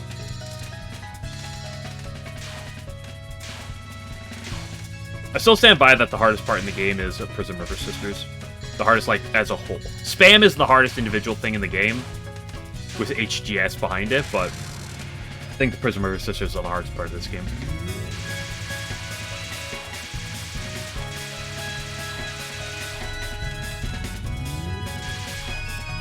Oh, and also, Game Glitcher, don't feel afraid to not think too much about some of my card choices. I'm gonna create some random cards, but don't fret too much over, like, declining any cards I offer. Red and a black be too hard to play? You know what you could do, actually? You could probably make it a red and a black, and then make the upgraded form a red-black hybrid. Or, honestly, what you could make, like, honestly, maybe what you could do is you could make it red-black, hybrid both of them. Like, you could do, the red-black, like, both mana costs are, red-black hybrid, and then maybe the upgraded form is just a red-black hybrid and the other's colorless. I don't know, maybe you don't have to do that last part with the upgrade, but...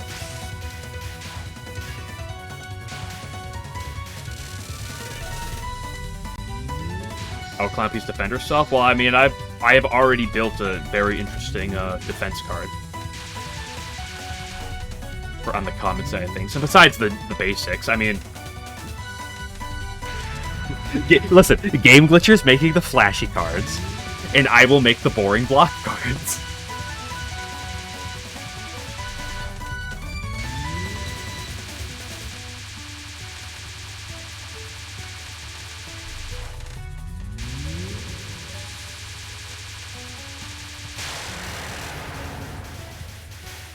Plus, you know, the best defense is just killing the enemy before they can attack, right?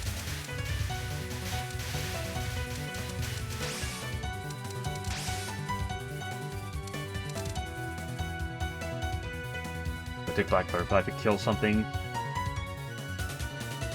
Yeah, that's a neat effect.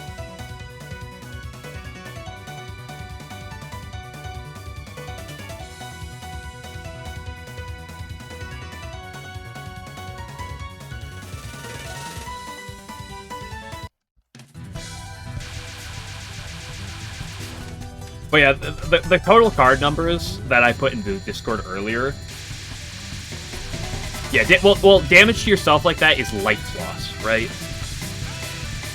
Which is why a lot of those cards say lose a life instead of take damage. Right, because there's that Moko card, or red a colorless, deal 10 damage 2 times and lose 1 life. Right, that's life loss, it's not damage taken. Which is a notable difference, because then it won't because that doesn't trigger block or anything.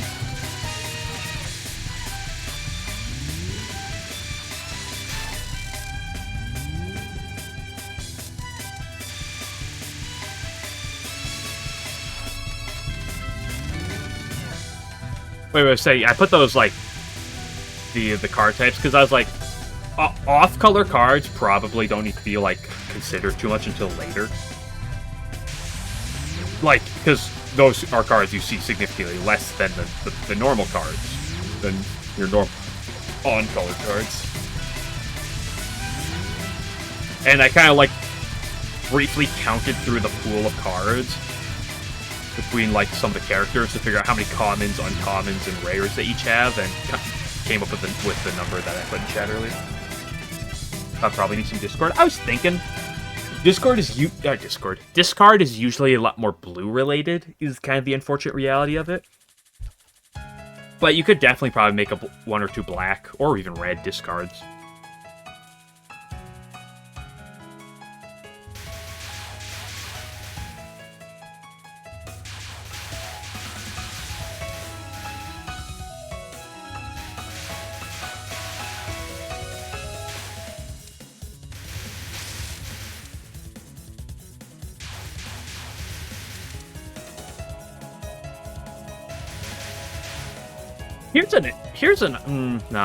I feel like this would be a cool effect for maybe another character. I don't know, maybe it's interesting.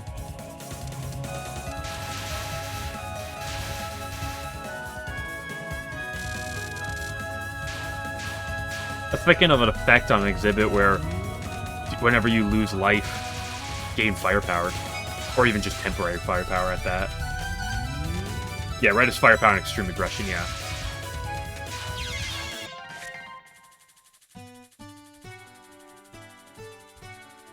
Like, there's some, like, red is usually firepower, damage cards, and a handful of, like, draw. Like, red, like, there's a fair bit of, like, red Reimu draw. And there's also a couple, like, red often can have some debuffing involved, too. Like, that's not unusual at all to have debuffing, but yeah, red is a very offensive type for coloring.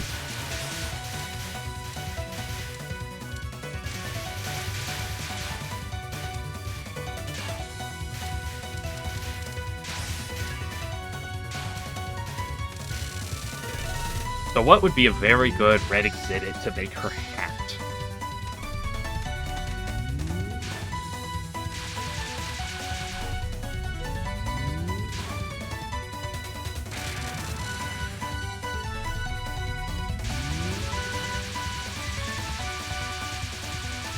Because blue is, well, for the sake of Chirno cards, or even some other, like, class-specific cards, blue can have some cold involved.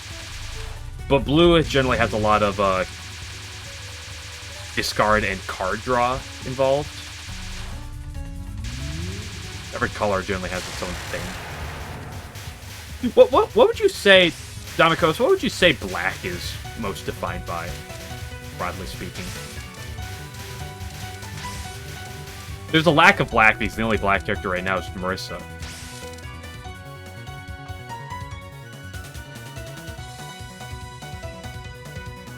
I mean, here's the thing. It doesn't have... Like, Torture Main is not a bad idea. It doesn't have to be the hat.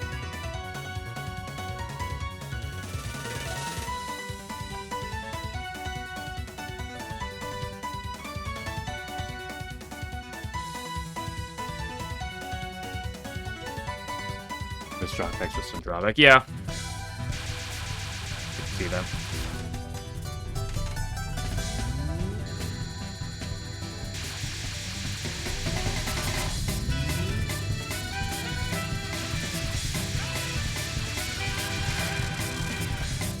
Yeah, Sonic Night Sparrow. Event Horizon comes to mind as well.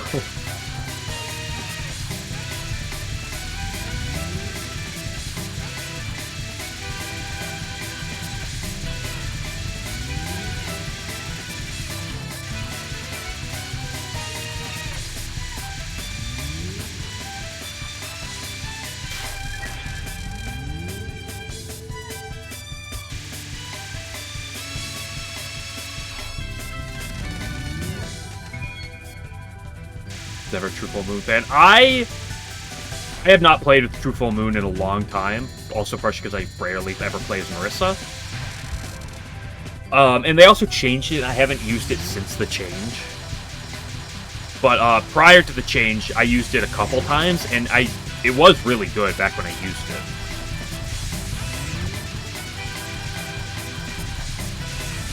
It's a pseudo Event Horizon effect, but one thing that's really great is when upgraded, 99 barrier, in casual fights, you can just kind of like play the card, and it just buys you like 3 turns.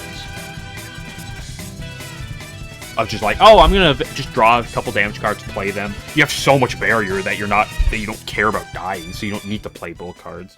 And then you just kill things. The amulet effect is permanent if you resolve it. I guess, yeah, if you have an amulet source.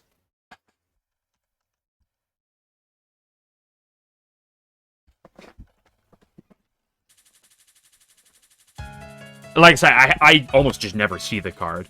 The few times I've seen it back in the day I took it, I think I've seen it like once into the nerf, but I just didn't have a build going that like, I think I was fairly late, and I like didn't have a build that wanted it.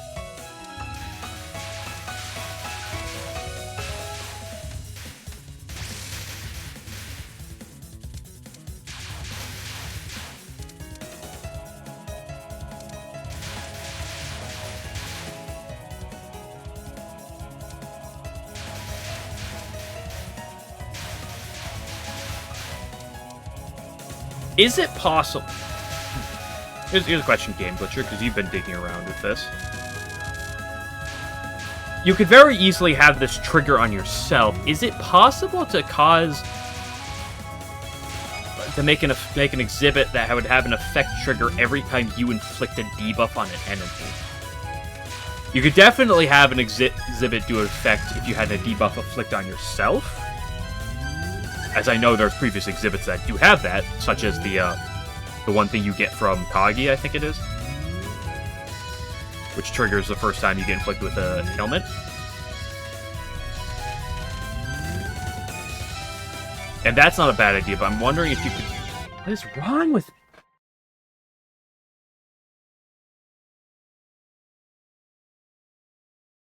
Anything cards can do, exhibits can do as well? Neat. Does that work vice versa? No, I wonder if that...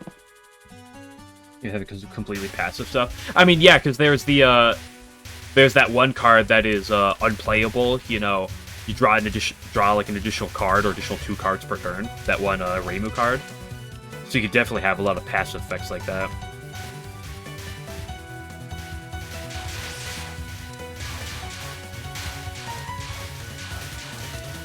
See the Kokoro card too. Oh yeah, I forgot about that Kokoro card.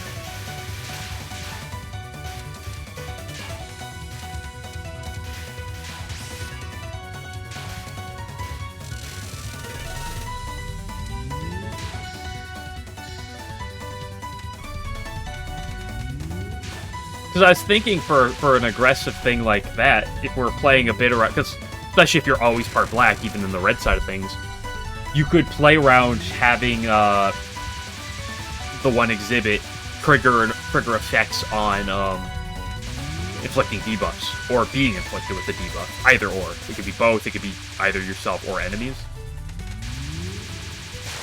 But it's one of those things where you could either have it where it, like, potentially gives you a firepower. That'd probably be too good. But you could also have it where... you could have it every time you inflict a debuff or inflict with one. Gain a firepower, lose a spirit. Internet?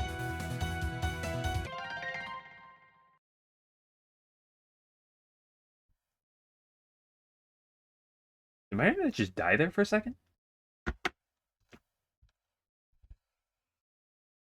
Never technical questions, design questions. Oh yeah, that's why I'm kind of like giving ideas out, because at the end of the day, Game Glitcher's the one making this. I'm just giving ideas and specifically card designs. But before I start designing more cards,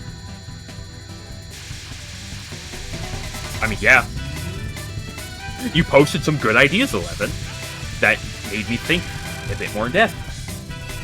But I'm asking Game Glitcher because he, like I said, he's the one ultimately designing this one.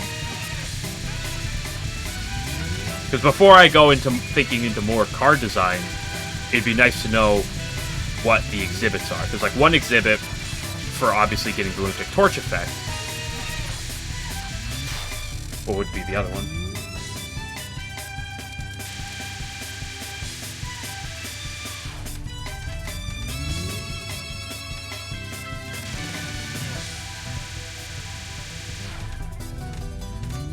To ask. I mean, you can just say you don't like it.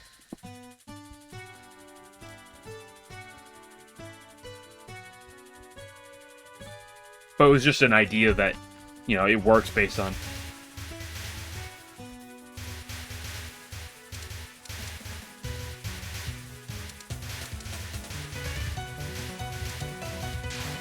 No one Levin's talking about what?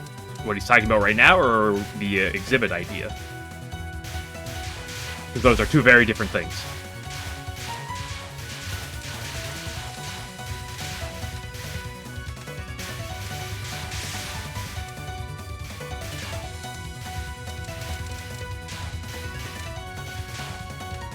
Well, an idea I had is, theoretically, what if you could make it so that if, like, if you inflict an ailment or debuff, it would, like, I was thinking, like, oh, every time you inflict a debuff, gain +1 firepower. Although that's a little, I don't know if that'd be too good as is. Like, it sounds like it would be it could scale up very quickly. But I was thinking, if you did something more along the lines of, whenever you inflict a debuff, gain a fair bit of temporary firepower.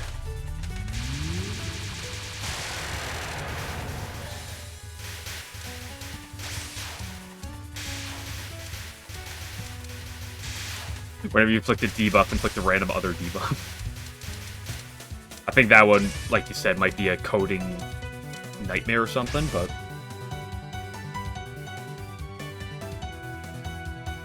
Yeah, make it temporary. You can make it, like, I don't know, 3 to 4. Exactly what the number is would be difficult to figure out. But you could make a trigger on both enemies and yourself, or just one or the other. Yeah, there's the Kokoro card that does that. That was commented on earlier. It might have been you, it might have been someone else, but...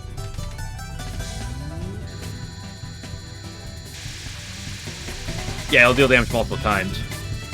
But what I'm saying is, I wonder if it's a good idea to have the effect trigger on because also having the effect not only like be on debuffs is a solid idea for not only making red the more messing with your enemy's archetype of like debuffing and stuff, but also buffing yourself is, you know, kind of what red does as is, so it's not a bad idea.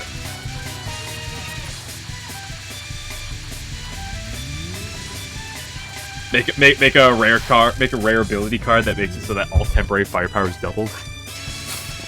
No.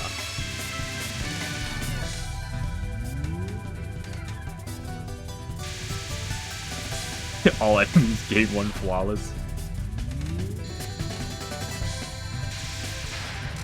Or exists in the common.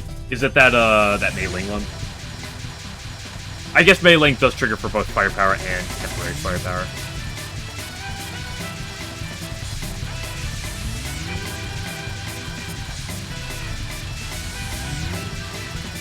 I mean, the thing is, if you said, hey, whenever a debuff is inflicted, potentially both yourself or the enemies gain firepower. It's also changeable in the future, right? You can change that up in the future if you don't like it. You could It's also something where the number's changeable. Hey, is this too much temporary firepower? Is this too little temporary firepower? It's very buffable and nerfable. And it also can act as a placeholder in case there's another idea that is just better. You and all enemies gain flaws for 2 turns. Yay! Have nothing happen.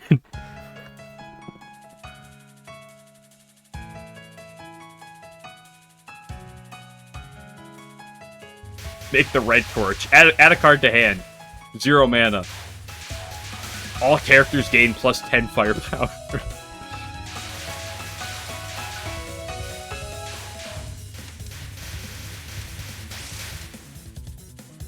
Card that resets fight at the beginning of battle. That would...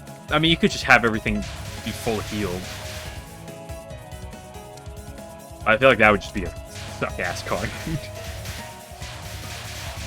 Those type of cards exist in Magic, and they're everyone's least favorite card, unless you like trolling.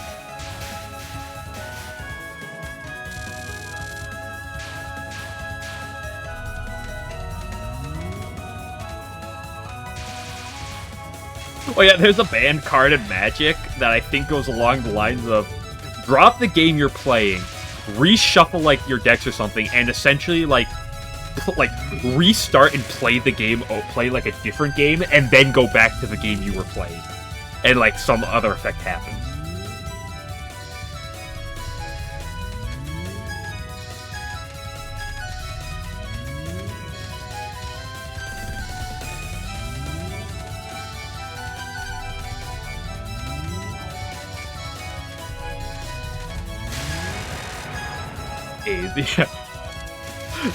The most toxic Lost Branch deck you could ever think of. Gain 10 flawless. All enemies gain 10 flawless.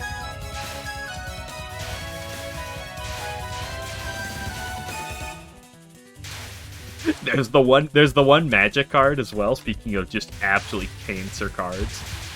There's the one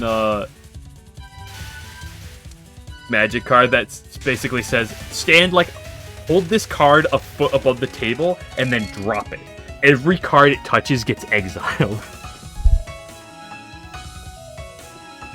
Like, every card it physically touches gets exiled on the way down.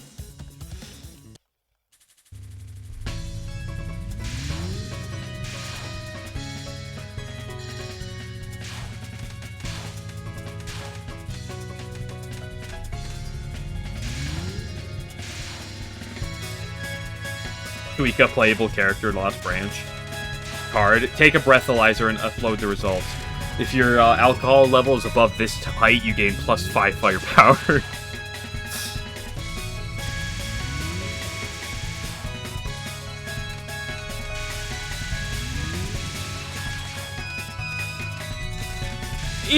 Ew!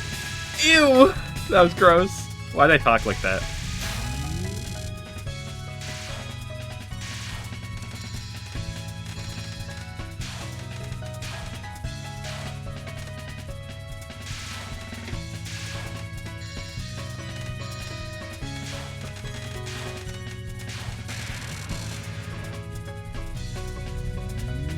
This is why you gotta bring a fan with you to move the card.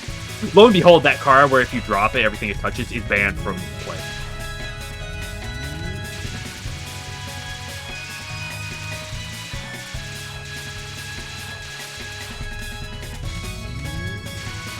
If you'd believe. There's also the anti cards from old Magic. Back when Magic was like originally designed, because it's not supposed to be played. Cards under the principle where it's like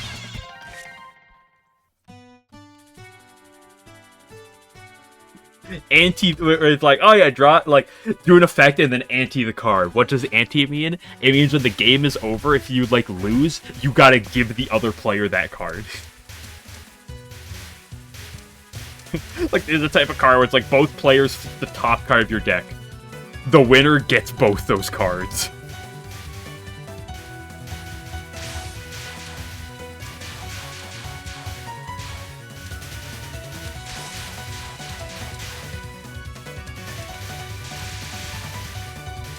Imagine $1,000 card. Yeah, that's one of the reasons why, because that was like how Magic was actually originally supposed to be like played and stuff.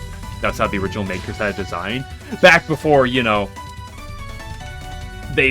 back in the day before they had any idea that cards would reach very expensive prices. But anyway, back in the previous tangent. I think the idea of having it like whenever you flick the debuff on an enemy, gain like 3 firepower or something is not a bad idea. Especially if you done some, or yeah, 3 temporary firepower.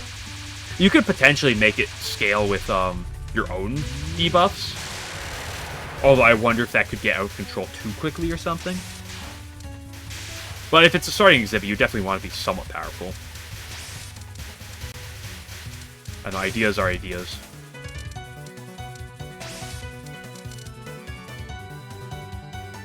But I'd like to have an idea for what the exhibits are, so I know, like, hey, if I'm, like, trying to think of kind of, like, fairly basic card designs, what, like, I'm basing it around.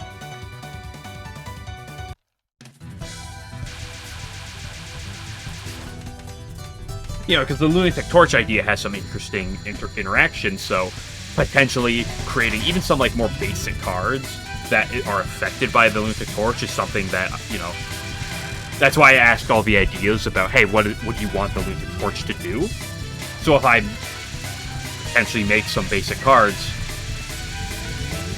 that are involved in that effect, I want to know what it does so I can, like, design around it. Same thing with this exhibit. You know, because if so, then you can make an expensive, like,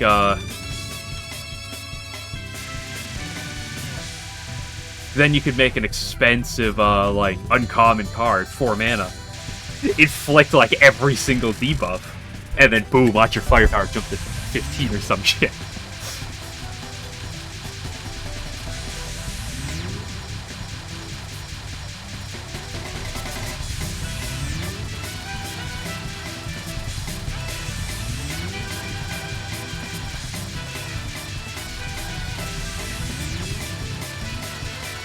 Card, common card. 1 colorless mana. Deal 100 damage to all enemies 7 times. I think that would be a pretty balanced card. What do you think?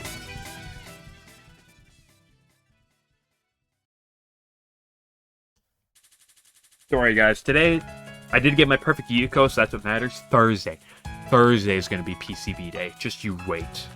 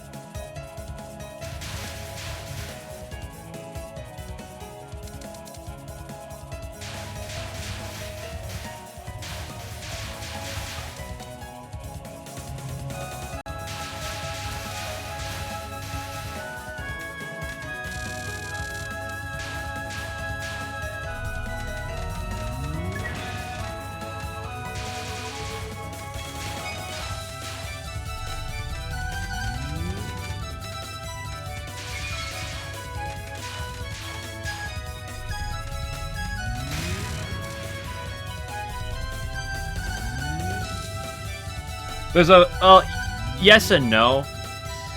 Well, because here's the thing. To be fair, I know I can get the LNB any day now. Although I'm not as hard on that grind, I still care more about the LNN, so maybe I'm not like putting as much effort into the LNB just solely, but it goes to show the difference between Extra and EX, right?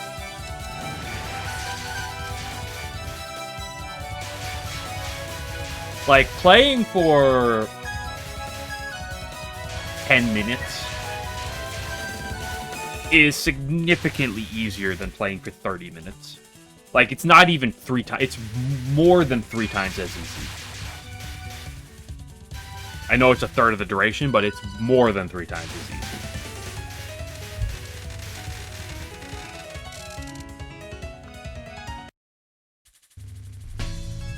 But I'm also too sleepy. I'm not getting enough sleep, so I'm screwing myself over in that regard. I get ready to go to bed, and then I'm getting ready for bed, and I put on YouTube for a little bit, and the next thing you know, it's half hour later. I'm like, I really should have gone to bed half hour ago. I'm like, I'm gonna suffer because of this.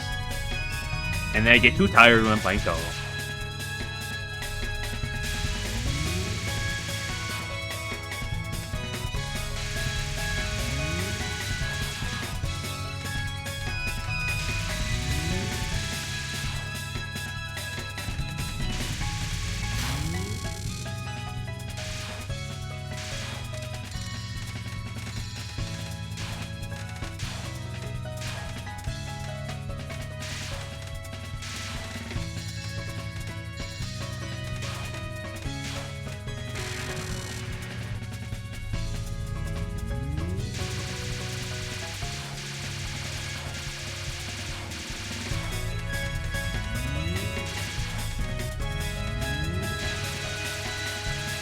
My Touhou, be kind. Let me get to stage 3.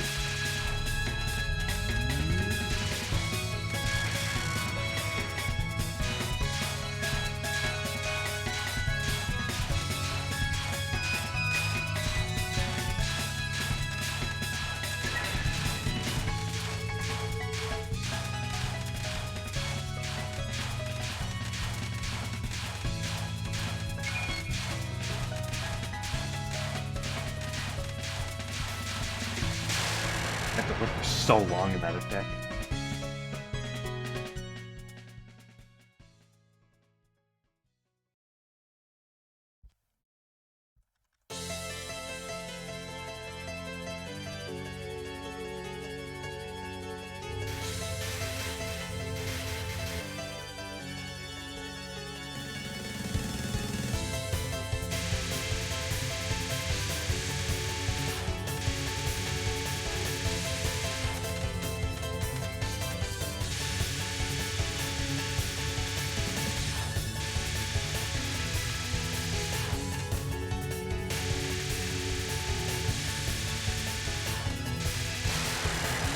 That was a pretty quick kill.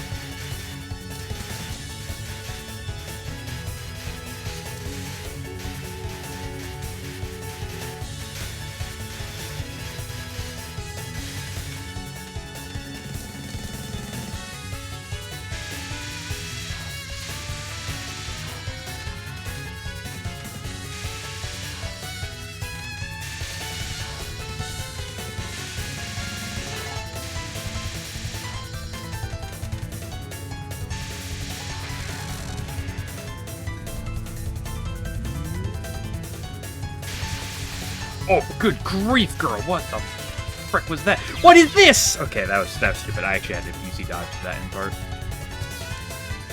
But what was that? She just threw everything in the middle. Was like, fuck you.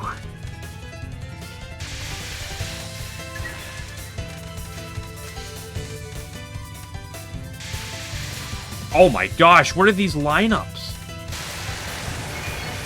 I'll tell you what they are. Ass.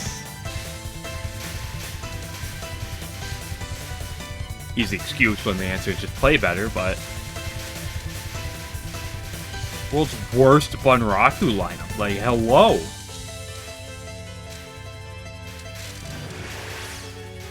Hoping she'd be kind to me today. That's a nice amount of grays, though, if I have anything going through the day.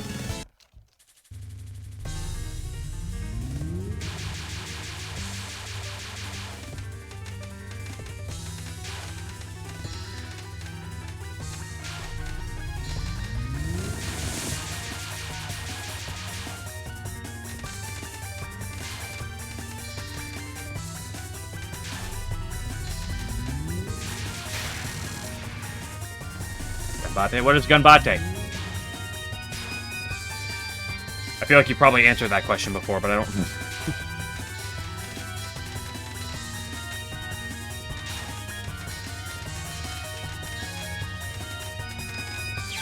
Yeah, unfortunate lineup. I knew that lineup was going to be 4.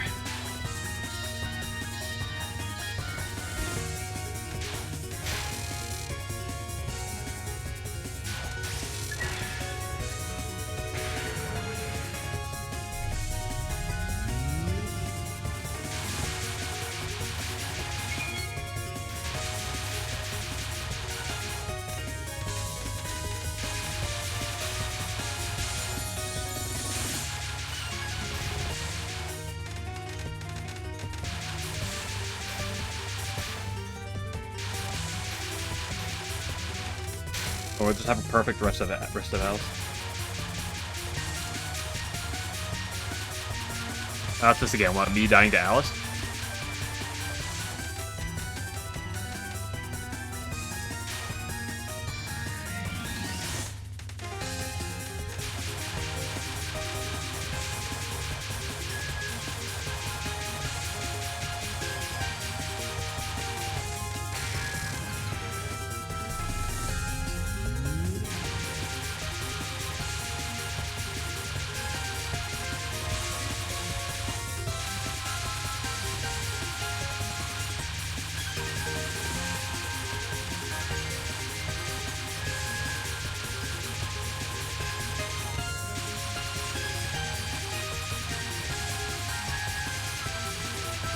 Oh, that was disgusting.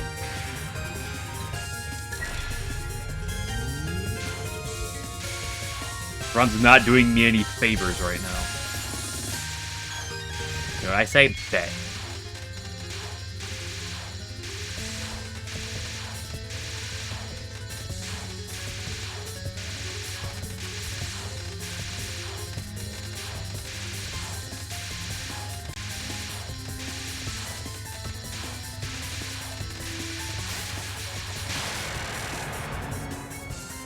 Okay, I mean, it was still a 2 miss.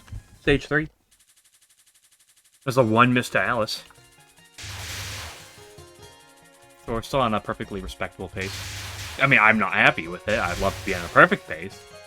Anything that's not perfect is disappointing, but in all reality, it's not actually that disappointing.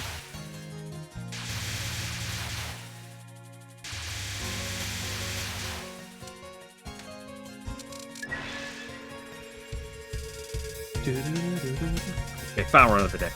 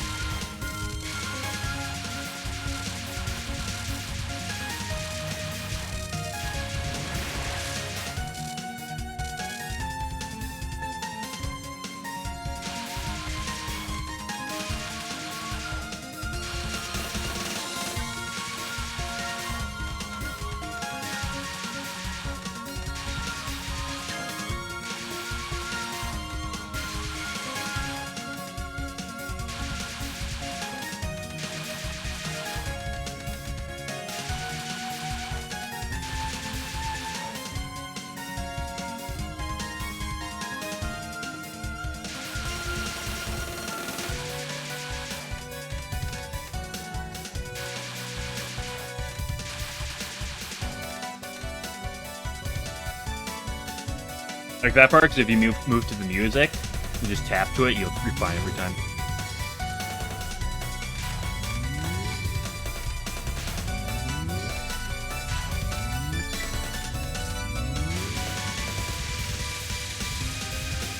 Ah, yeah. I went left.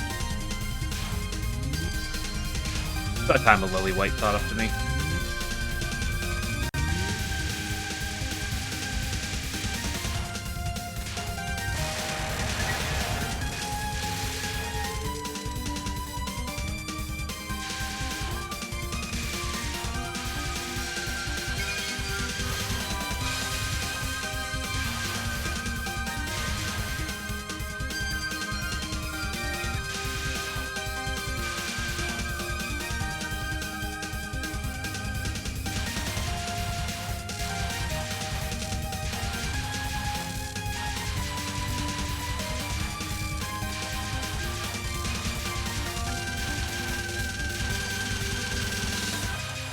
Yeah, pretty grateful to be on stage 4 right now.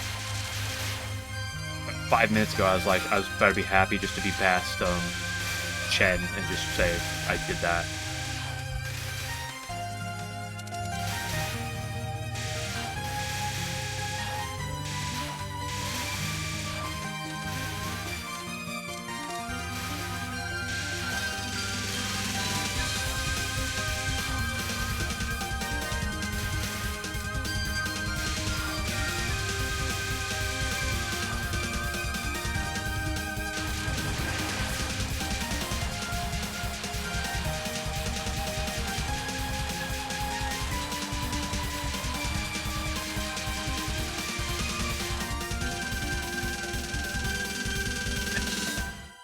Screen.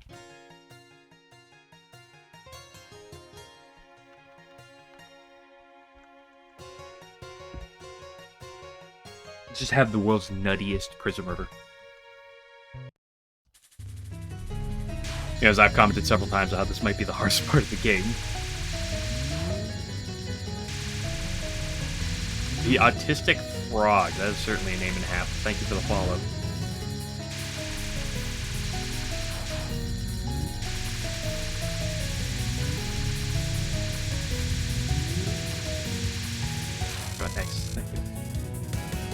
Happy New Touhou? Well, everyone's appreciated here.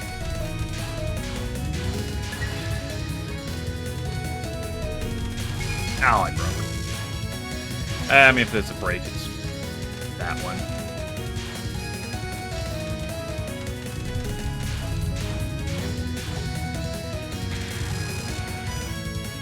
I mean, what am I gonna say? No, new players. What are you bad at the game? Lol. Imagine being new to Touhou, like.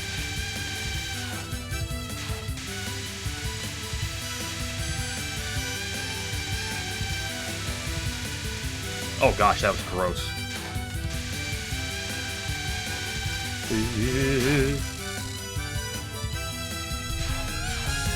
You're not, Lyrica. Uh-oh. Guys, I've done it again. Uh-oh, Pinky. Uh-oh.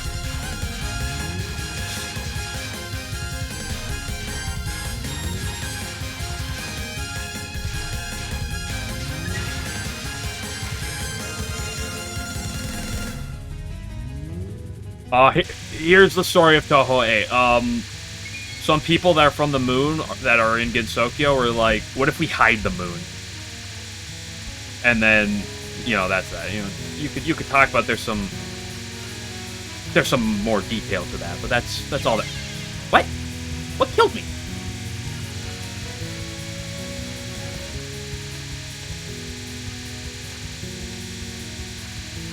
But that's all that matters.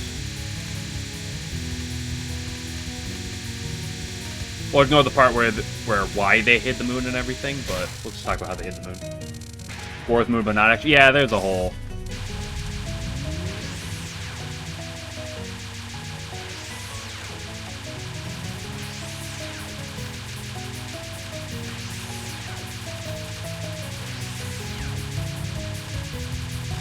And then it kind of gets extended because Touhou 15 brought back some of the characters and stuff, and brought back more moon-related things.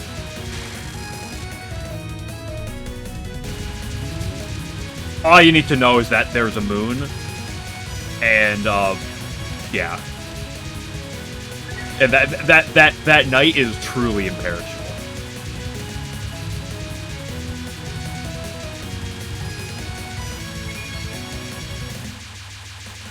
I can't believe I got Lunasa. That's the first time I've done that since I've been back to playing this. Oh no! No! The last second. Watching one of the best Lunatic players in the world, I would not go that far, 11. I would like to consider myself a pretty good, you know, Lunatic player. I mean, I have a 1cc in every game on Lunatic, which is not an uncommon, which is, what am I saying, not an uncommon, which is not a common thing at all. Still have a ways to go before I'm one of the best. But I would like to consider myself pretty good. No, that was so tragic. Oh, buddy.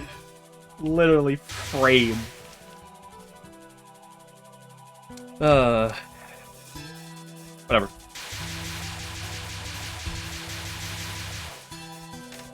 Like I said, I'll finish the run out before I go to some Arcadia.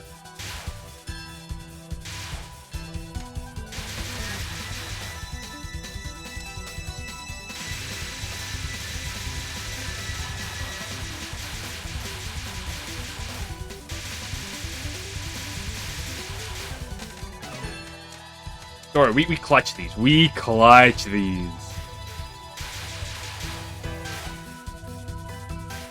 Sure, did I summon Lunasa? Yeah. Is that suboptimal? Yeah. Did I die to...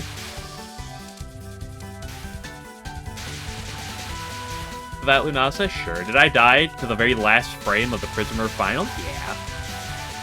Did I die to Maiden's Bunraku? Yeah. But you know what?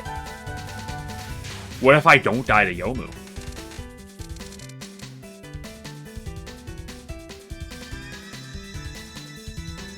Well, the Moon Rabbit did not drink the Elixir of Immortality.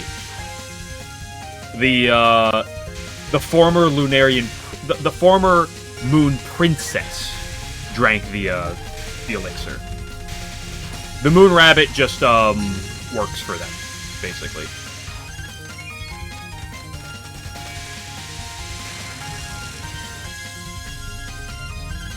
The Moon Rabbit is just basically a character from the moon who fled the moon during one of the wars on the moon and got taken in by the former princess of the moon. Come on, you gotta get your story straight here. Ooh, that was a dodge and a half. Back, please. Back, please. Back, please. Thank you.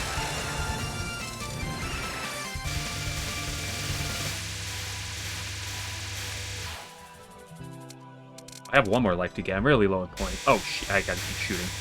Uh-oh. Yeah, I threw. I stopped shooting for a second because I forgot there was that next wave. Phoenix Girl drank it too. True, she did. Although her drinking was unrelated to the Moon Princess drinking it, at least at the time. But in Shoto lore sounds so whack. Yeah, I love going in the lore of this game. Oh no! This might be bad. Yeah, I'm not getting through that one, boys. I got through that one. Yeah. Once again, a throw to a Yomu 1. Gotta love it. I'm too distracted talking about Moon Rabbits. Look what you guys do to me.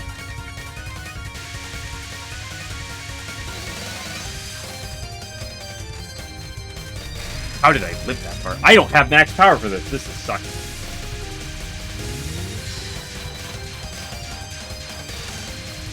Let's go. No, you must join the conversation. Wait till coding till later. Oh my goodness. Oh my goodness. Oh my goodness. Oh, good heavens. Come on, I made some really good dodges there. I can't let this HES go to waste. But I don't have max power.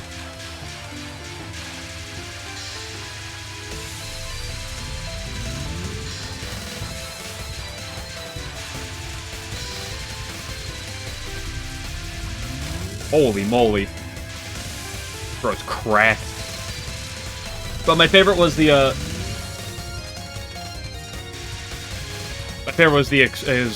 this game really put really broadly. Sakura tree doesn't bloom. Make your servants gather spring from across the land to make it bloom. Accidentally revive your own corpse. That's the plot, right? An old hag. Do not call her an old hag, you disrespectful 11. That is the wrong area to bait this attack here. You're supposed to bait it. Uh-oh. Never in question.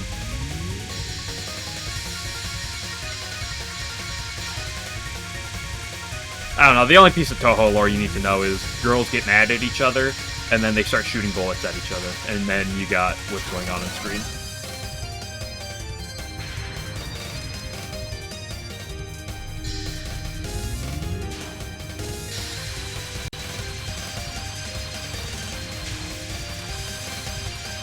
Oh, piss! I didn't see that one coming.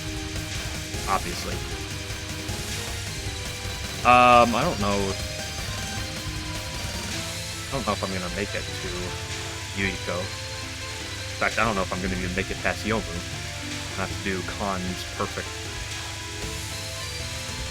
To be honest, is always the objective. Let's redirect this one back. Words! Words!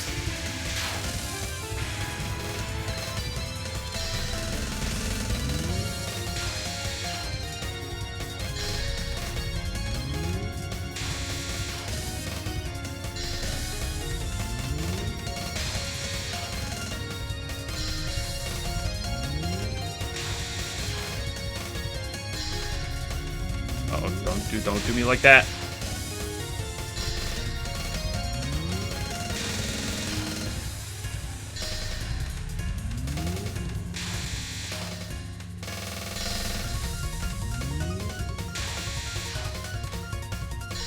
As much as the slowdown's nice, the constant switching does throw you off a bit at times. Okay. Can I possibly get an extend here before spam? Probably not.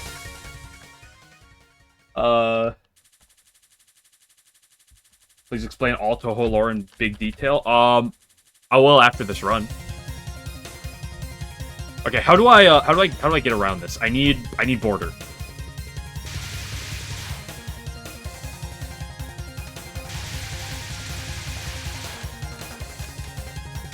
I have border. I have border.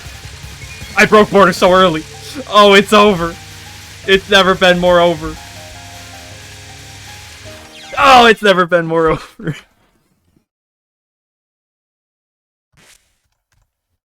Oh well. See, I can talk about lore now that I'm in arcade. Okay, you know what? I'll take another run to stage 6. Considering how bad the rest of today was and yesterday was, I'll take it. Where's Link? If you look in my about, it's there. And if you